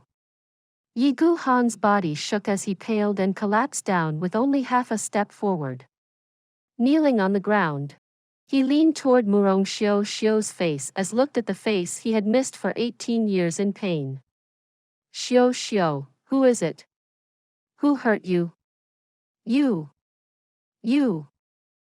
He felt sweetness at this throat before he could finish. Blood was rushing out, but he swallowed it back. He had witnessed so many deaths. How could he not tell? Han. It's so good to see you again. Monarch Jun Xie lovingly looked at his face and said gently. Han, do you know, for all these years, I have been thinking about you every day and every moment. Tears were formulating in her eyes. But she used all her strength to force it back. She was afraid that she could no longer see his face clearly if she cried. Yi Gu Han knelt there blankly. His eyes were blazing but gentle. He felt as if his heart was gone and could only say senselessly, Xie, it's fine. I'm with you. Monarch Jun Xie smiled in satisfaction. Her expression looked like that little girl once again as she said adamantly, "Yeah, with you here. I'll be fine, and I'm not scared." 20 years ago, Monarch Jun Xie was hurt during one of their adventures. These were the exact words they said then. Exact. Even if 20 years had passed, their feelings for each other never changed. It was as if it were still that very day. Han. Monarch Jun Xie wanted to touch his face with her hands, but she had no more strength. Yi Gu Han carefully held her hand and pressed it against his face. Feeling her warmth, His tears rolled out uncontrollably and dampened the delicate hand. Han, don't cry. Murong Xiao moved her finger with difficulty. She wanted to wipe his tears, but more rolled down. Jun Moxie. I know I'm about to die. Before that I have to tell you. Murong Xiao said, as she continued staring at Yi Gu Han's face. The Blood Sword Hall is at the 3 camps of the royal guards. Jun Moxie was in shock. He whispered, "Thank you." His hand was still holding her right hand, delivering the spirit energy to sustain her for her last words with Yi Gu Han. If he let go, she would die immediately. Han, it's about time for me to go. Help me take care of Ling Meng. Murong Xiao smiled sadly and reluctantly. She's a good girl, but a poor girl. Yi Gu Han's eyes were blurred by tears. He didn't make any sound. He bit his lips so hard that blood was oozing out, but he was not aware. Murong Xiao suddenly seemed to understand. She sighed and shifted her gaze. Jun Moxie, please help take care of Ling Meng for me.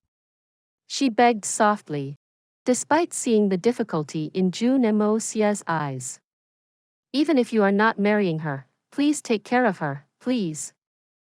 She looked at Jun Moxie's face hopefully. Her eyes carried beseechment and eagerness without blinking. It was a mother's final efforts for her daughter before her death.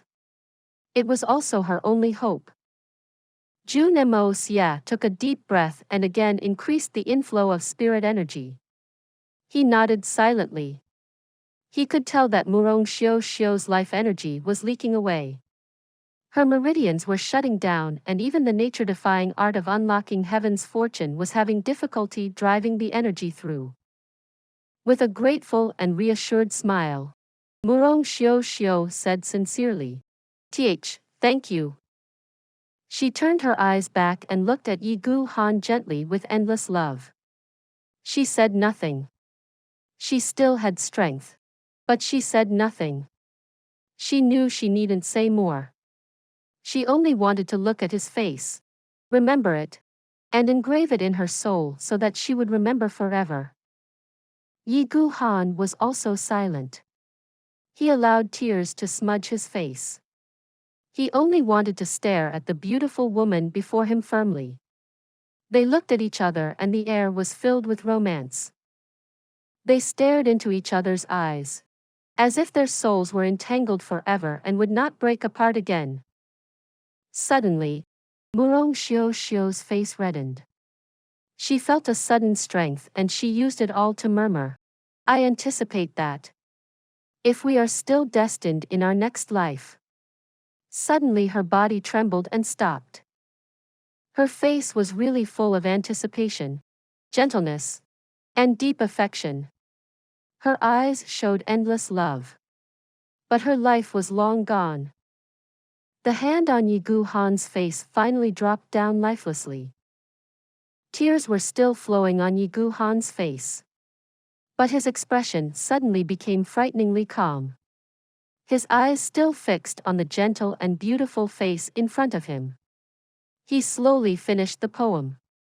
"I would rather betray the heavens and not you.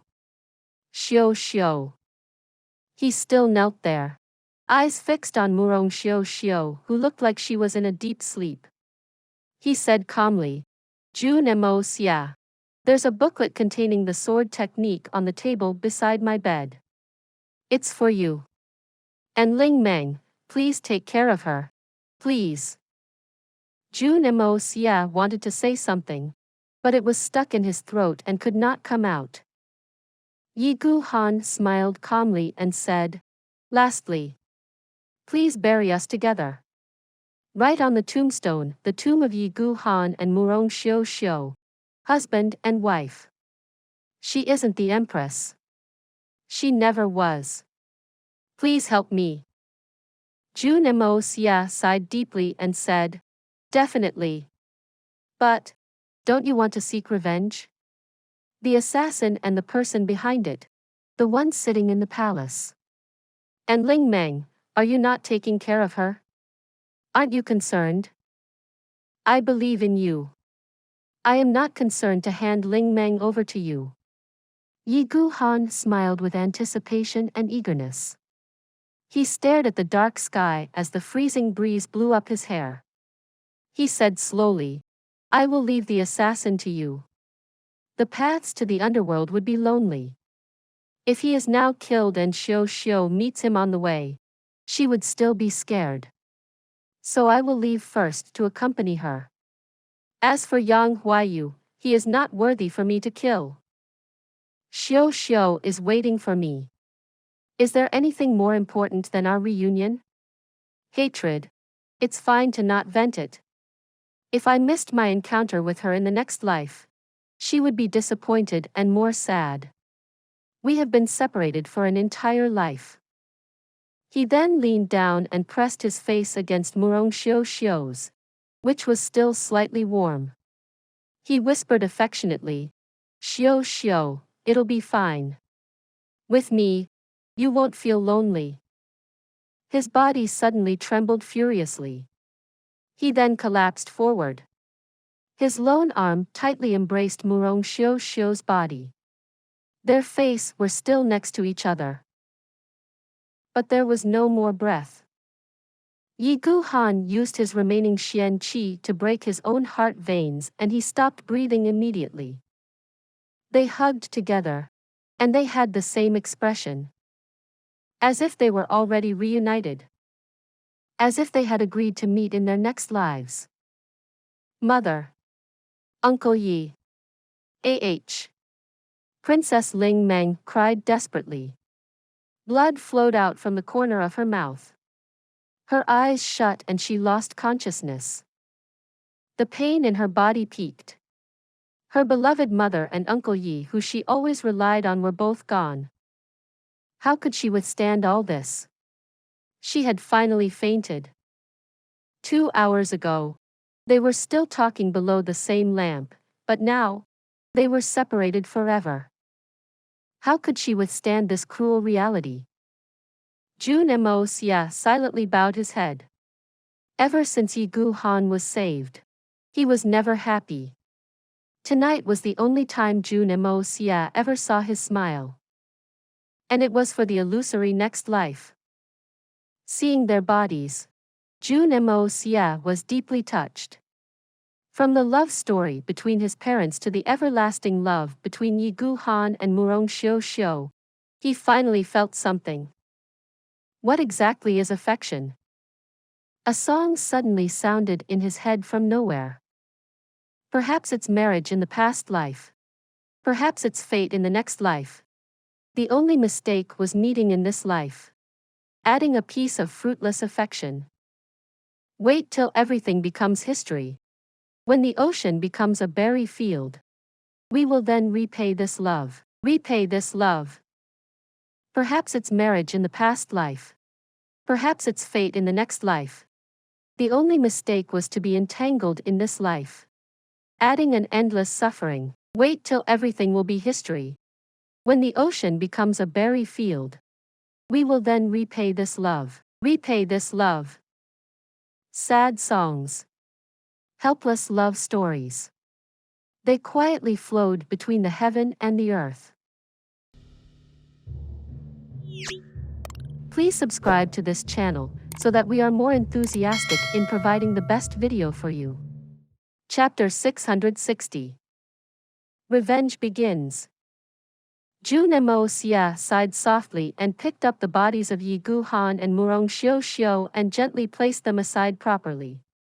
His movements were so cautious and careful that he seemed afraid of disturbing the reunion of the two in the underworld. When he had settled their bodies, he looked back at Princess Ling Meng to check on her condition. He was surprised to find it very serious as well.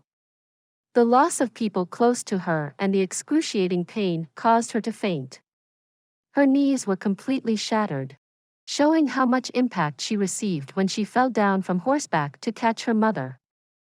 Coupled with the humongous impulse that followed, she received secondary injuries. splitting her flesh and causing her bones to protrude out. Her veins and arteries were exposed too.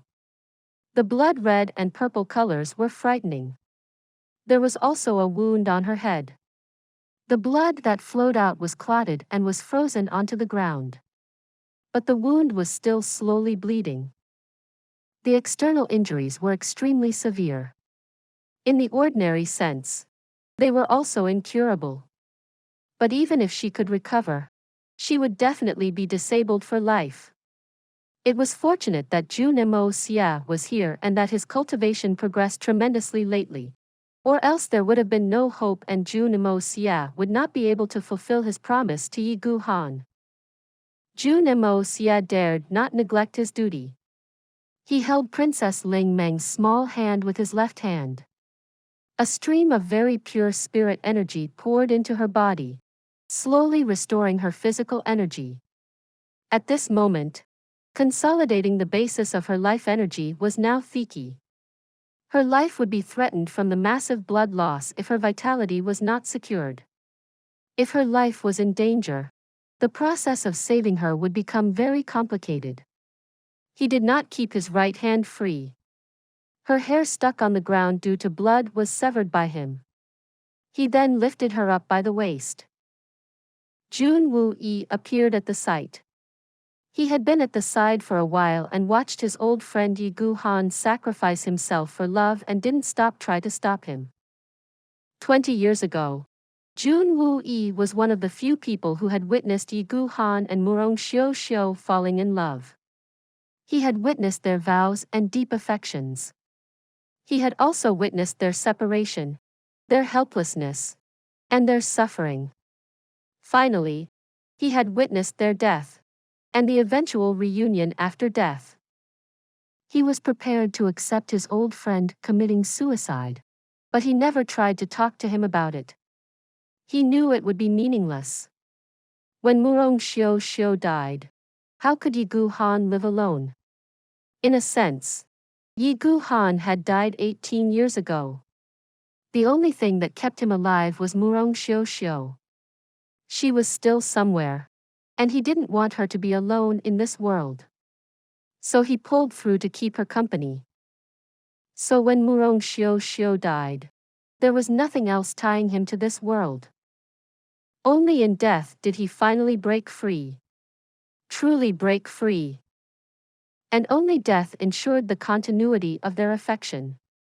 It would remain forever. For his whole life, Yi Guhan did not experience any happiness except during his youth. What a depressing life. He was finally free to leave together with the one he loved. So when he killed himself, Jun Xie did not try to stop him despite feeling sad and sorrowful. Jun Xie even felt relieved for him. It was a journey to freedom that shocked the world and made everyone cry for him. Yi Guhan, from now on you will no longer feel lonely and cold one during freezing winter nights. Now you have her forever. Come on. Jun Xie was sobbing. There were tears in his firm and determined eyes. Take good care of Brother Yez and Ms. Murong's bodies. Find man to produce the best large-size coffin. Bury them together. Jun Moxie walked back with Princess Ling Meng in his arms. He was thinking about how to settle with this poor girl. How was she going to accept the cruel reality when she woke up? Jun Xie caught up with him silently and asked softly, Moxie, what are you going to do next? I will follow what Yi Guhan had wished. His eyes were cold. I will find the best spot to bury them. His eyes were like dagger. I mean, what about the assassin? Jun Xie was murderous. We will set up a raised platform before the palace tomorrow. We will announce to the whole city and gather citizens to watch. We will strip the rebel and assassin Wen Songyu naked and tie him up with fishnet and kill him by slowly cutting him. 9 days and 9 nights. We will give him 999 cuts. If there is a one less cut or the executioner misses the clock, We will give him and his family the same punishment. Assassinating an empress. I'm sure this is not too extreme, right? Jun Moxie said calmly. He sounded like a venomous snake seeking revenge. Ye Gu Han and Murong Xio's love story really touched his cold heart. He made the most crazy decision. He would not let them down. Jun Moxie would give them the most grand funeral. One that would leave the continent in awe. He would do it even if it was against social norms or might even bring long-lasting disaster. I never cared about the world and how everyone lived. But I will do anything I deem worthy. Whatever the evil monarch did was only true to his heart and disregarded all social rules. Yi Gu Han. Murong Xio. I will not let your love story be forgotten. I will avenge you. I will compensate for your regrets. I will fulfill your dreams. I didn't like Yi Gu Han and didn't know much about Murong Xio. But I can feel the love between you. Jun Wui gasped.